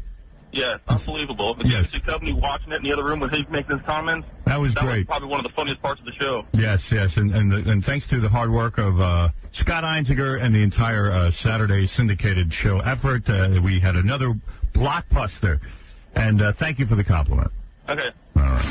People have to go out of their way to see this show. It's very funny. This is a guy who had to travel 30 million miles. Across state lines. Yeah. He had to go across state lines to see the show. Can you imagine? I tell you, if they just would put, I've never had the fortunate sort of, I've never had the good fortune to have a show that just went on the air all over the country. Yeah, if the devil was running your career, I think, you'd have an easier time. Mm-hmm. Unbelievable. People have to travel to see this program. It makes me crazy. Let's go to David. Hey, Howard, how you doing, boy? All right, David. Good deal. Man, I want to know, like when you play with yourself, yes. How come you got to use those tips? And Jackie was on the toilet with the door open, going to the bathroom. Yeah, I know. I remember that. I saw that. And the plate of, like, shrimp carcass on the... But Fred really does hold a grudge. Nowhere near as weird. Fred holds a grudge, yeah. He does, because I remember, because I once, when I talked about his old apartment on the air, the one where he lived alone, and then after that, I've never, ever been to any of his residences except for that one party. And when we worked at Channel 9, they used to send a car it would pick me up first, right. And then we'd go and get Fred. And I swear, Fred would make me wait in the lobby, sometimes as long as an hour. Wow. And never asked me to come up. Really? Yeah. I remember that. He knew it, too. And it'd be weird. I'd, go and buy a paper, and I'd sit and I'd drink a Snapple, and I'd, wait and read the paper some more. And I'd be like, gee, you think Fred would say, I'm running an hour behind, Gary, come on up? Upstairs. No. Not mad. since that picture incident. Yeah. Because he talked about stuff in his apartment? I didn't even think there was not much to talk about. Didn't that one party you had, though, Gary, that we were all invited to? Like, all the pictures were taken down? Was that like That's what I heard. Yeah. Really? Fred removed everything off the wall so that we wouldn't goof on it. Exactly, John. I remember that. Still trying to take 5 minutes. Pick something else, John. Well, I know that Pick something truthful. We once wanted to send the TV crew to Fred's apartment, and he wouldn't let us. No. That's true? He ain't doing that. No. That ain't happening. Ain't happening. Yeah. Well, that was fun. All right, let's get some news. Something tells me Fred's party's off. No, my party's on. Is this one person who's not being invited? Me. Galabate? Wait, no. I didn't tell him about the pictures, though, Fred. Gary's invited. I didn't tell him about the pictures, but I'm the one not invited. Yeah, pretty much. Yeah, because I'm laughing. Oh, I missed this. Fred's having a party? Yeah. I didn't hear that you're part. invited. Thank you, Freddie. Where will it be? In the city or on the island? Outside. Oh, cool. Someplace where John won't be. I'm looking forward to it. I'm going to be on good behavior. I want to go. I'll be looking forward to seeing all you guys. Boy, I'm going to have Bring a video camera. I have to schedule my party quick. Everyone on the show's having a party. Yeah, everybody's booking up the summer. I'm not having one. Well, Fred, you're still invited to mine, Fred. I don't have a pool anymore. You haven't come in 5 years. I was going to do that joke this morning. It was too cruel. I was going to say you can open up the pool this summer, but I don't want to do that. No, it's already open, believe me. Although my youngest daughter, invited me to swim. Yeah. Nice. She said I could swim with her. It's nice she's sharing. Yeah. She wants me to swim with her. Sundays 2 to 4? No, I don't know. Oh, man. Whatever. Oh, shut up, Jackie. Shut up. I know. You were working into something. No. All right, anyway, Robin. Yes, what else? Who's else's misery? So, 2 to 4? Yeah, how long till Jackie gets to visit Jokeland? 2 to 4. Right. That ain't far off. There'll be nobody to invite Jackie. It's a big... Nancy, let me record. He ain't giving away half his money. I wouldn't count it. He'd kill Nancy before he gave half his money. We'd have a murder. He'll be married till he's dead. Snap her neck. Oh. During sex. You know what I always wondered about that whole Fred dog incident thing? What? So, seriously, do you have a lot of pictures of your dog? No, I'm being serious. Do you have a lot of pictures of your dog? And, how did you decide those 2 pictures? Did you decide from several dog photos? No, it was just the 2 pictures that I happen to have. All right. And now that you have 2 dogs, Matter of fact, I think pictures of all of them? Matter of fact, I think my wife might have picked out the pictures. That dog's still around, right, Fred? Oh, yeah. And you have another dog? Oh, yeah. He's got so many pictures of his dog, he could flip through them and have a movie. Right. Like one of those open... As many pictures of your dead cat that you killed. Want to bring that up? Come on. I don't think Jackie's going to be invited to Fred's party. Sorry. He's getting on. I'm sorry, Nancy. I left the cat door open. He's getting dangerously close to... Is that what happened, Jackie? Did you leave the cat door open? They went on vacation, they hired somebody, and they pretty much were irresponsible pet owners. Wow. The truth is that I shot the cat. And to give Fred something to fight back. You're really not going to invite John to your party? No. No, he's now mad that I laughed at his dogs. No. I wasn't even around then. You know the worst part of it? Robin especially knows this. We're going to have to spend the next 2 weeks listening to John going... No, you know what, Jackie, you will not hear me complain about it. I don't care. I've invited Fred to every one of my parties for the last 3 years. He hasn't come once. He always has a gig like that day. So now it'll be even. Right. Now you don't have to go to his party. Go, see? But he wants to go. No, I do like Fred, but if he's mad at me because he has... Here we go. It's all right. He never sees it. Yeah. Here we go. I laughed that he has 2 pictures of his dogs. So, So what are you going to do, whine for the next 2 weeks? No, like a woman. No, it's... You know what, John? The weekend of Fred's party, we're taking away your shoelaces and your underwear. Oh, it'll be a bad week. Right. My shoelaces. Yeah, so you don't hang yourself. Oh, no, please, don't worry. Just bring a video camera. Week after, because when we come back with stories, he'll be doubly miserable. Right. And he'll have to tell everybody else's Fred, stories. He has one of his own. Is there anything John can do to get invited to your party? No. Nothing. No. What if you came to your party and wore a muzzle? Would that help? No. No. Blindfold. I feel bad you're going to miss the party of the century. It's going to be tough. I can't look at his photo albums of his dogs? And John, a party of friends is like Haley's Comet, man. I'm telling you. Oh, no, I know that. Not another one in your lifetime. That's right. You're probably going to be great, too. What if John crashes? I'll have him thrown out. I'll hire security. Yeah, he's hiring security. I'm hiring Tuxedo. Keep John out. Tuxedo. I have a vision of Tuxedo holding John by his neck. I wouldn't crash. Don't worry. Oh, he's so bummed. I hope it rains. He's That's okay. We got indoors. All right, let's do some news. Yeah, because this is getting ugly. And it's getting late night. It's getting good, is what it is. Well, I was just, paying a little homage to the tabloids. Because they always have such interesting things. They ask in the tabloids, has Captain Kirk gone nuts? What do you mean? Less than a year after his wife, `Wnarine, was found accidentally drowned in their swimming pool, Star Trek Captain William Shatner is joking that he wants to sing My Funny Valentine poolside in a TV commercial. Ah, come on. Who would even make that association? I don't know. He's also planning on doing a new ad for Priceline.com that will include a campy Esther Williams swimming theme. And friends of his deceased wife are up in arms over his insensitivity. Really? Yeah, they're a little concerned about Captain Kirk and what he's up to. If I saw that commercial, I would never associate the two. Yeah? Well, apparently, if they see him anywhere near water, he's they're being going to disrespectful. associate it to his dead wife and assume that he's being insensitive. I mean, if they had a woman drowning in a pool and he was singing, then I might... face. Right, then I might say he's being insensitive. Buddy Valentine would be inappropriate in that case. Rosie O'Donnell's little girl is suffering from Lyme disease. What, did you get that from a tick? Yes, she lives up in Connecticut, and they always warn you in Connecticut that you can get these That's bad. ticks from deer. Right. And apparently, you know, Rosie knew about it. She said she'd been warned about it, but you never think it's going to happen to you. And then one day she saw a half-embedded tick in her child, and she's, you know, announcing, I discovered the tick and rushed my child to the hospital. And she has Christy Brinkley to thank for something, too. She always gets the best advice from celebrities. Right. Remember when, I forget who it was that told her son wasn't circumcised? It was She Oprah. didn't know. No, it was like Tom Hanks's wife. Right. Something like that. And now Christy Brinkley has told her to try guinea hens at her Connecticut home because the guinea hens, even though they're noisy, eat all the ticks.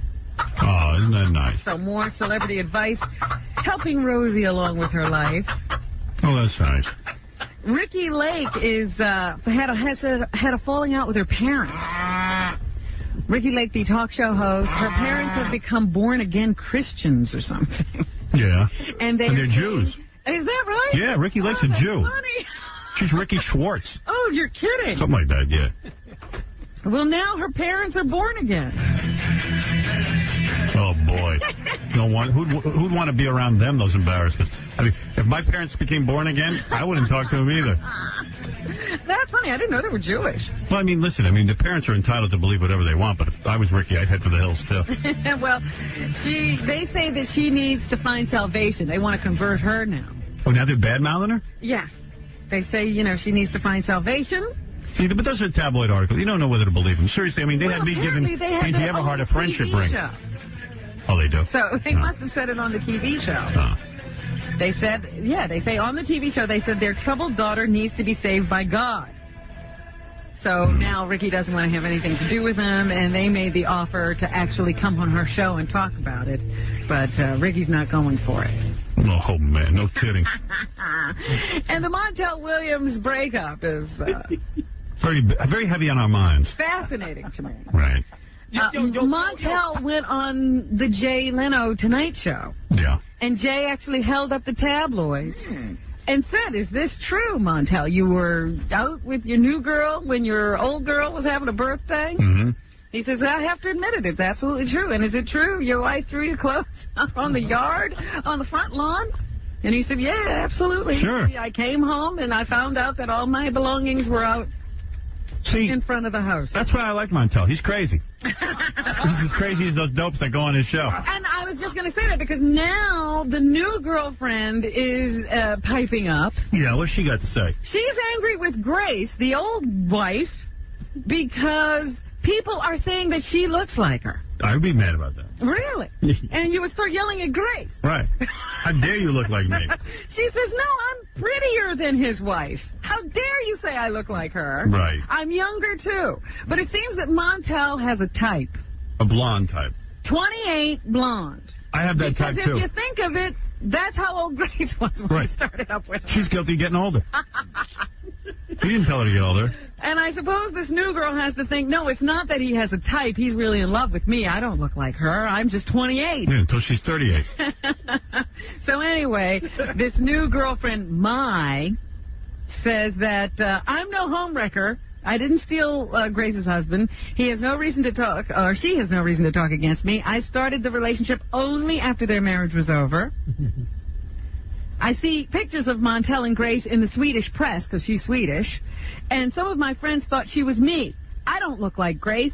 We have similar foreheads and eyes, it's true, but our mouth and nose and our chin are entirely different. Yeah. I'm younger than Grace, and I'm prettier. Good for her. Sticking up for her looks. Seems that Montel really knows how to pick them. Yeah, it sounds like a good girl. It's like getting a new car. It's a trade. He likes the same model. It just got to be a newer version. Yes. And then Jerry Seinfeld. They're calling his new wife. Her nickname is becoming Weinfeld. Gee, that's hard to imagine. She said she didn't seem that way. They say that the pregnant bride, Jessica, is a nagging, spoiled brat. Well, he made a good move. She expects all the privileges of celebrity, but nobody knows who she is. Yeah. So she loudly drops the Seinfeld name to get treated like someone special. Nobody cares. It really is, they say she's really not a very nice person. I don't know who these sources are. It's like being Mrs. Baba Booey. Behind her back, people are calling her Mrs. Weinfeld. At the couple's deluxe New York apartment, neighbors say Jessica began acting like royalty soon after conceiving the multi-million-dollar heir. Lisa, you're on the air. Hello? Yeah. And Lisa, let's begin. I'll talk, and you can begin to pleasure yourself. Thank you so much. All right, here we go. Tell me what to do. Oh, baby, just go ahead. Go ahead. That's it. You're getting me excited. Yeah, we know it's a guy. Sal. Sal is stockbroker. You think it's a guy? You're Ross, go ahead. That was a guy. Yeah. Hello? Hello? Yeah. Hey, Howard. Yes. What did you think of the redhead in Gladiator?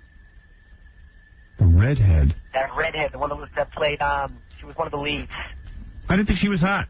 Oh, man, come on. You're talking about the lead girl? Yeah, the one that was in The Devil's Advocate. The one that played Al Pacino's She didn't look good in The Gladiator. I thought the chick wasn't that hot. Oh, come on. She's beautiful. She looked good. All right, shut up.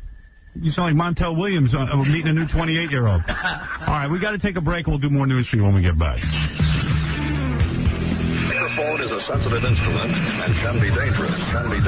The Howard Stern Show. You're listening to a man who thanks the Lord for the moral decline of America. Howard Stern. Yeah, thank God for the Daily News. I can find out who I gave friendship rings to. I never know until I read it. Hey now. Yeah, come on. Yeah. Hey, I'm having fun.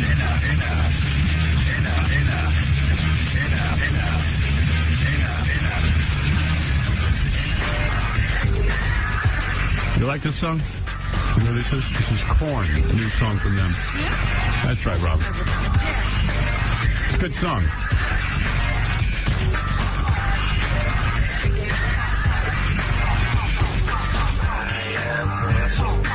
I like that song.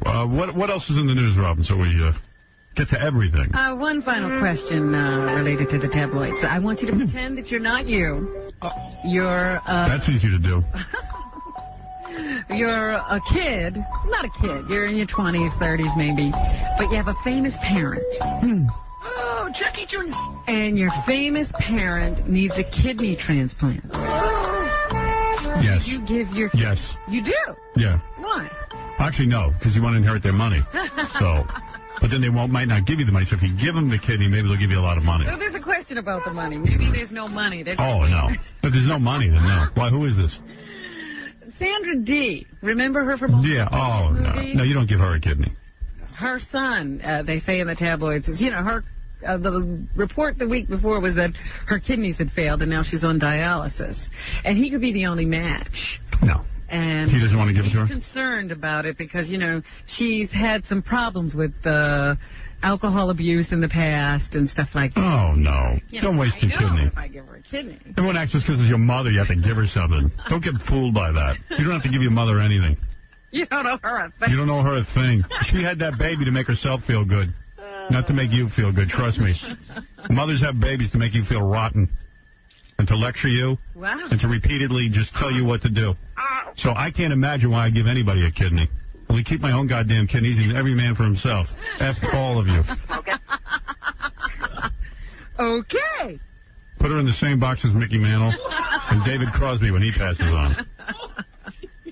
If I'm going to give my kidney to someone, it's going to at least be someone with a high Q rating. Right. F you. Man. F you, Jackie. Who's not a a fire under you? No one. I'm just saying in general, not me. I love my mother, but I don't know what everyone else's problem is. Please think before you speak. I take care of my kids. Okay. Like Niagara Falls. People have children to make themselves feel good and build up their own narcissistic needs. They don't have children to make you feel good, believe me. When did you ever feel good as a kid? You went to psychiatrist. Oh, yeah? I had an emergency session. I didn't know that was going to tap a vein. Wow. You never know. Yeah, you don't know when you're going to hit Lighten something. the fuse. I'm saving my kidneys for a scores girl who needs it. Savannah's the only one who's going to have your... She can have my kidney and anything else. When that guy punches her kidneys out. Right. What else is in the news, Robin? The Philippine investigators have arrested a man suspected of being linked to last week's worldwide computer virus attack. Good. The love bug. Throw him in jail for the rest of his life. I mean it. The arrest came after police raided an apartment in Manila and found some computer equipment. That's proof enough for me. Somebody in the Philippines with a computer? The guy's name was Jose Schick. Must be guilty. Computer equipment, magazines, and accessories. The man's female live-in partner was not at home at the time of the raid, but has promised to appear before investigators. Both are considered suspects in the case. Local radio reports say the male suspect has denied any involvement in the virus, but an investigator says he has opted to remain silent. So they're taking this very seriously. But they say in the Philippines there are no laws that regulate computer viruses, so there may not be any way to prosecute them. Bring him here. Well, I mean, that may be against the law. The lovebug computer virus is blamed for flooding computer systems in more than 20 countries with infected emails titled, I love you. I understand it really hit Asia hard, and a lot of people got off work because their computers were just down, and they're praying that they have something when they start their computers up today. It's a strange type of individual that does this random act of violence against people, and it's violent. It's a violent act to sabotage people's computers.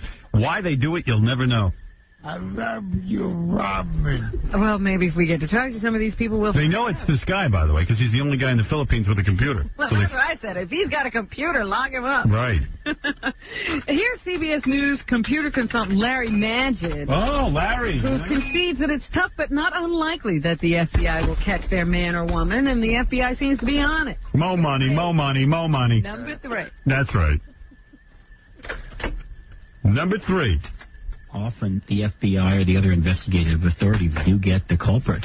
Mo money, mo money, mo money. There are ways that people who write viruses can cover their tracks, but there are also ways that trap them. It's not uncommon for someone to leave some kind of a fingerprint. Is this Sylvester the cat? All right, Larry, time's up. That's our computer consultant, Larry. Yeah, I can go out and live my life. Also was weighing in on the Microsoft controversy. Yeah. Microsoft ran into trouble with the government, and they're now thinking of splitting it in two. Mel's going to buy it. But Microsoft is hoping to keep itself together.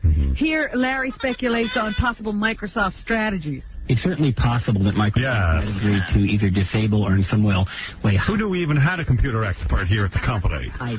Access to Microsoft Internet Explorer. Yeah. So it no longer becomes the default free browser. Yeah. That would provide Netscape and other browser companies a somewhat more competitive opportunity. Yes. Thank you, Larry. Thank you, Larry. Did you also know there's a hostage situation going on in the Philippines? Yes. But nobody seems to care because they didn't grab any Americans. Yes. Did you know that? Yes. I bet you didn't even know there were hostages being held. Yes. They've been held since April 23rd. I did not know that. Yeah. Here's Risto Johanan, the Finnish hostage. What number? Number 8. Okay, here we go. We are hoping for a release in the coming week, and if that will not take place, I think our Send Reno in there with a gun. Bring him over. No, they're not Americans. We just don't care. Let them get themselves out of bondage. It's hardly being covered here in the United States. Today, thousands are expected to pay their respects, their final respects, to John Cardinal O'Connor. Do you know anybody who actually goes to view the body? The prelate of New York. I just know one person who went. And it's baffling to me. Baba Boo. Who's it, Bo? Tell me the name of the person you know. Terry comes in during the commercial. He goes, tell me the name of the person who went to visit the Cardinal's body. Why is it any of his business? He doesn't even know this person. I have to know. I have to know, Bo. Found out the info. If you had wanted to tell, you would have said it already. No, I want you to tell me, though, in private.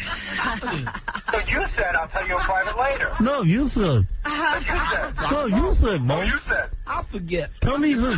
Tell me later. Tell me who. Did you tell him? No. Tell me. He doesn't even know the person. I just said I didn't even know him. I thought it was somebody I knew. Why do We you want always talk like that. Oh, we do? I need information. Yes, we do. I want to be a producer.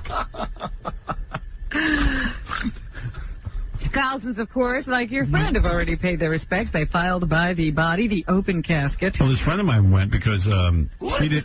Who was involved? Because she didn't believe how big the Cardinal's head was. She doesn't think it's the Cardinal. She thinks he's still alive. That's somebody else in that. Yeah, how do you know that's the Cardinal? That don't look like a Cardinal I know. I got to go take a look. It's a big swollen head. Yeah. Like the size of a watermelon, isn't But it? his head did swell up from the chemo and stuff. That's right, Bo. Who went? Give me multiple choice. But the funny thing is, Will he I got have a that hint? big pointy hat on in the casket. I don't think that's his hat. Because how could that hat fit on that head? His whole casket is head. Yeah. What's that, Bo? Who went? I can't believe someone would go see a head. I would go see his body just because I think it'd be cool to look at. But you can't just go up. You got to stand in a line. They said the line was winding around the building. Yeah, but can't I do like what I did at Universal and just go into Jump the line? Jump the line? I don't think they have anybody who's doing that. Really? Just bringing people ahead. All right, everybody clear out. Howard Stern is coming to see the Cardinal. I know it's your turn, but Howard Stern needs to. Howard Stern is going to step in front of you. Go in a wheelchair. They'll probably let you finish. Hey, Wolf. Hey, Wolf, who do you know? Tell me if I get warm. I know a person who got up early and went. Well, that's to get ahead of the line. I'm not sure I can deal with that. Why? Is it a person you considered, is it bothering you? No. It's I mean, it's like you respected them and thought they were bright and it's bothering. That's right. Rethink. Yes, thinking now they're... Yeah. Oh, dear. Money. Well, you know... Money from school. They're not alone. You know, what? Do you know anyone who actually goes to view the body? No. I heard a guy from Guinness World Records was there measuring his head.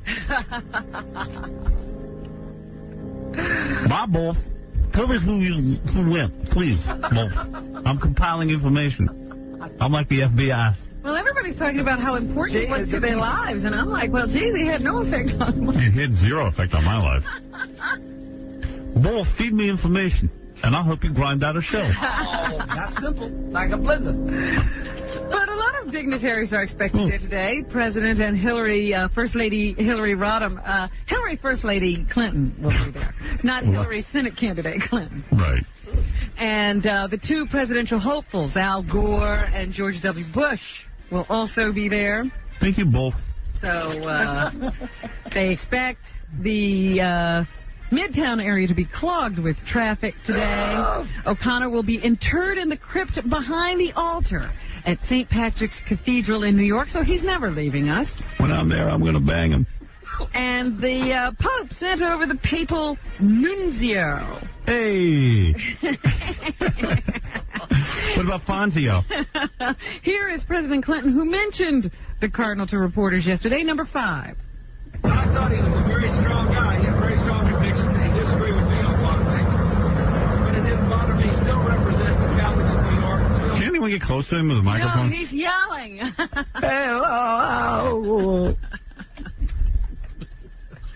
He disagreed with me, but it didn't bother me. Yeah, nothing bothers me. I'm not sure I'm awake. People catch me cheating on my wife. That doesn't bother me either. Wait, what bothers him? There's nothing that bothers him on this planet. So anyway, that funeral will be held today. This is the final time. 2 o'clock today, they will have the whole mass thing, you know. And more money, more money, more money. Sprinkle a lot of holy water, and there'll be a lot of incense and a lot of prayers. Is he nude under that robe? I wonder. I don't know. Yeah, I wonder, too. But they are already saying that they picked a successor, but they're not going to say it for a 2-week period because you Tell me who it is. Come on. Tell me who it is. I know who it is. It's Archbishop of Bridgeport. His name is Bishop Mark Harris. Edward Egan. Yeah. And and I like show tunes. He was an assistant to John Cardinal O'Connor. No, wear this robe.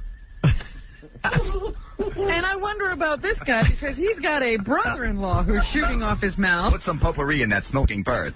They say that Egan didn't want anything said about his succession to the cardinalship in New York because he thought it would be disrespectful to his former friend. I'm Cardinal Douche-Dosh. And he informed his family, but he told them to keep their mouths shut. So this brother-in-law is talking to everyone. No. Well, he's the guy. He just doesn't want anybody to say it yet. Ooh. Yeah. Well, thank you, brother-in-law, for keeping your mouth shut. Yeah, way to blow the gig. Meanwhile, Hillary Rodham Clinton is still running for Senate. Rudy Giuliani is trying to decide, determined by his cancer treatment, whether he will be able to run or not. He better run. Getting a little antsy, and they want an answer. We need him. So anyway, Hillary's running around the country raising funds. Her husband yesterday helped her raise $100,000 in Arkansas. That isn't fair. Rudy doesn't have anyone to help him. He's estranged. The First Lady did some fundraising over the weekend, and here she is. I approached this race in New York with a lot of confidence and optimism because I believe that the issues that I've worked a lifetime on... Never even lived in New York. And she's losing her voice as she campaigns. Oh, it's crazy. Just like her husband. Yeah. It's crazy. It's crazy. It's crazy.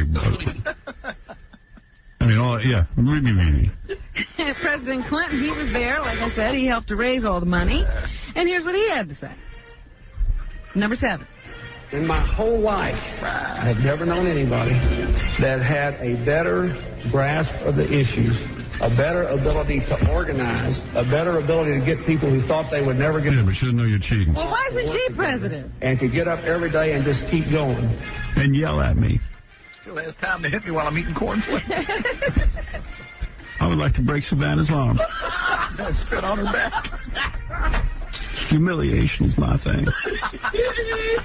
Anything else in the news? So anyway, yeah, he helped to raise the $100,000 he's never met. A Long Island doctor returned home yesterday morning to find his 2-year-old daughter, his parents, and 3 other adults dead of carbon monoxide poisoning in their home. They're now saying that the air conditioning unit drew carbon monoxide from the furnace, which was nearby, and spread it all through the house, and that's how this happened. They don't know why the furnace and the air conditioning were both on at the same time. The guy had a carbon monoxide detector, but he had disconnected it because he thought it was broken. Yeah, kept going off, telling him there was carbon monoxide in the house.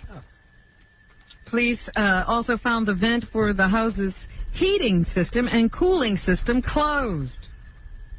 They are continuing the investigation into the cause of this accident that killed 6 people. Darva Kunger is the name we have come to know and love. She is doffing her clothes for Playboy, they say, for a 6-figure sum. They also say that they're paying her that money because she's someone everybody wants to see, including her husband, the guy who married her on a TV show, who never got to have sex with her or see her before the annulment. He's now saying he can't understand Darva. She doesn't make any sense to him. At one point, she didn't want any more notoriety, and she was just a sweet Christian girl. What happened? And now she's taking off her clothes for Playboy. Right. I also understand she has an agent. So. There you go. How old is she? She's about 38. I thought she was 28. Oh, really? You don't look it. Maybe 30-something. She's been affected by electromagnetism. To my cell phone. Maybe. She had a cell phone overdose. Like 7 She ain't no 28. And you know what? Then Jackie's 12. Oh, yeah. Is that a count? At the box office this weekend, the big Winner was Gladiator. I'm a gladiator. I play with my wife. The new Ridley Scott film starring Russell Crowe. Here he is on the fact that Gladiator turned out to be Oliver Reed's final film. Right. Right. Number 16. Right. This is a great memorial. Contribution to the cinema. I think it's his best performance for 15 years. Well, let me do a little more ass kissing. Last week, if you remember, we kissed the ass of Joaquin. Where I said that I felt that Joaquin was not living up to his full potential. That, in fact, he could be finding a cure for AIDS. And now I want to say this is the finest performance that Sir Oliver Reed ever gave. Oliver Reed was no sir. No. I made him a sir. Oh, I see. And he went out the way he wanted to. He went out. No stopping him. He went out like a man. You know how he died? He was eating some snake penis. That's how. He died in a Maltese pub 3 weeks before production ran. That's the way I want to go. That's a man. He went out the way he wanted to, in a pub. He went out like a man. Here's Oliver Reed from the dead. They actually talked to him during. This is Oliver Reed speaking to you from the bed. Please don't fail me now. They actually talked to him during the filming of Gladiator. He spoke of the film's epic scope. It's enormous. He went out like a man. And it's one that went out like a man. That I think will go marching into the new millennium with all trumpets blowing. Okay. Roy. He actually does a very good job in the film. I liked him. I got more feet to taste. Right. Joaquin Phoenix is also in the film. This is a great man. And he says he wanted to play his character Commodus in Gladiator as a childish man. Right. I thought that it'd be really interesting to see an insecure person. He's a man. So much power. This young gentleman should use his full potential and develop a cure for cancer. And kiss some ass. Now this is something that'll be fun for you. It's time for the 4th annual Celebrity Weddings. Oh, really? Tonight you can see that on Channel 7 or ABC at 8 o'clock. Hey, that's fun. Here is... Here's my video. Here's some of the natural sound from the show. Here's a portion of a scene where Jenny McCarthy and her husband John Asher exchange vows. What is this? Number 23. This is from Celebrity Weddings in Style. Are they going to let people in on their wedding? They obviously did. Desperate. Pray for. And your cute smile lights up my day. I should bang her. Oh, this is one of those we wrote our own vows thing. John, take you Jenny. Hi, John. Take you Jenny to be my wife. I'm going to vomit. I'm going to waste him a piece of ass. I thought you'd like this. Here is Celine Dion, who is also part of this special, telling of her devotion for her husband, Renee. Did you ever see that? They did a second wedding, and they carried that guy around like in a Roman gladiator outfit. I don't only want to be his favorite singer in the world.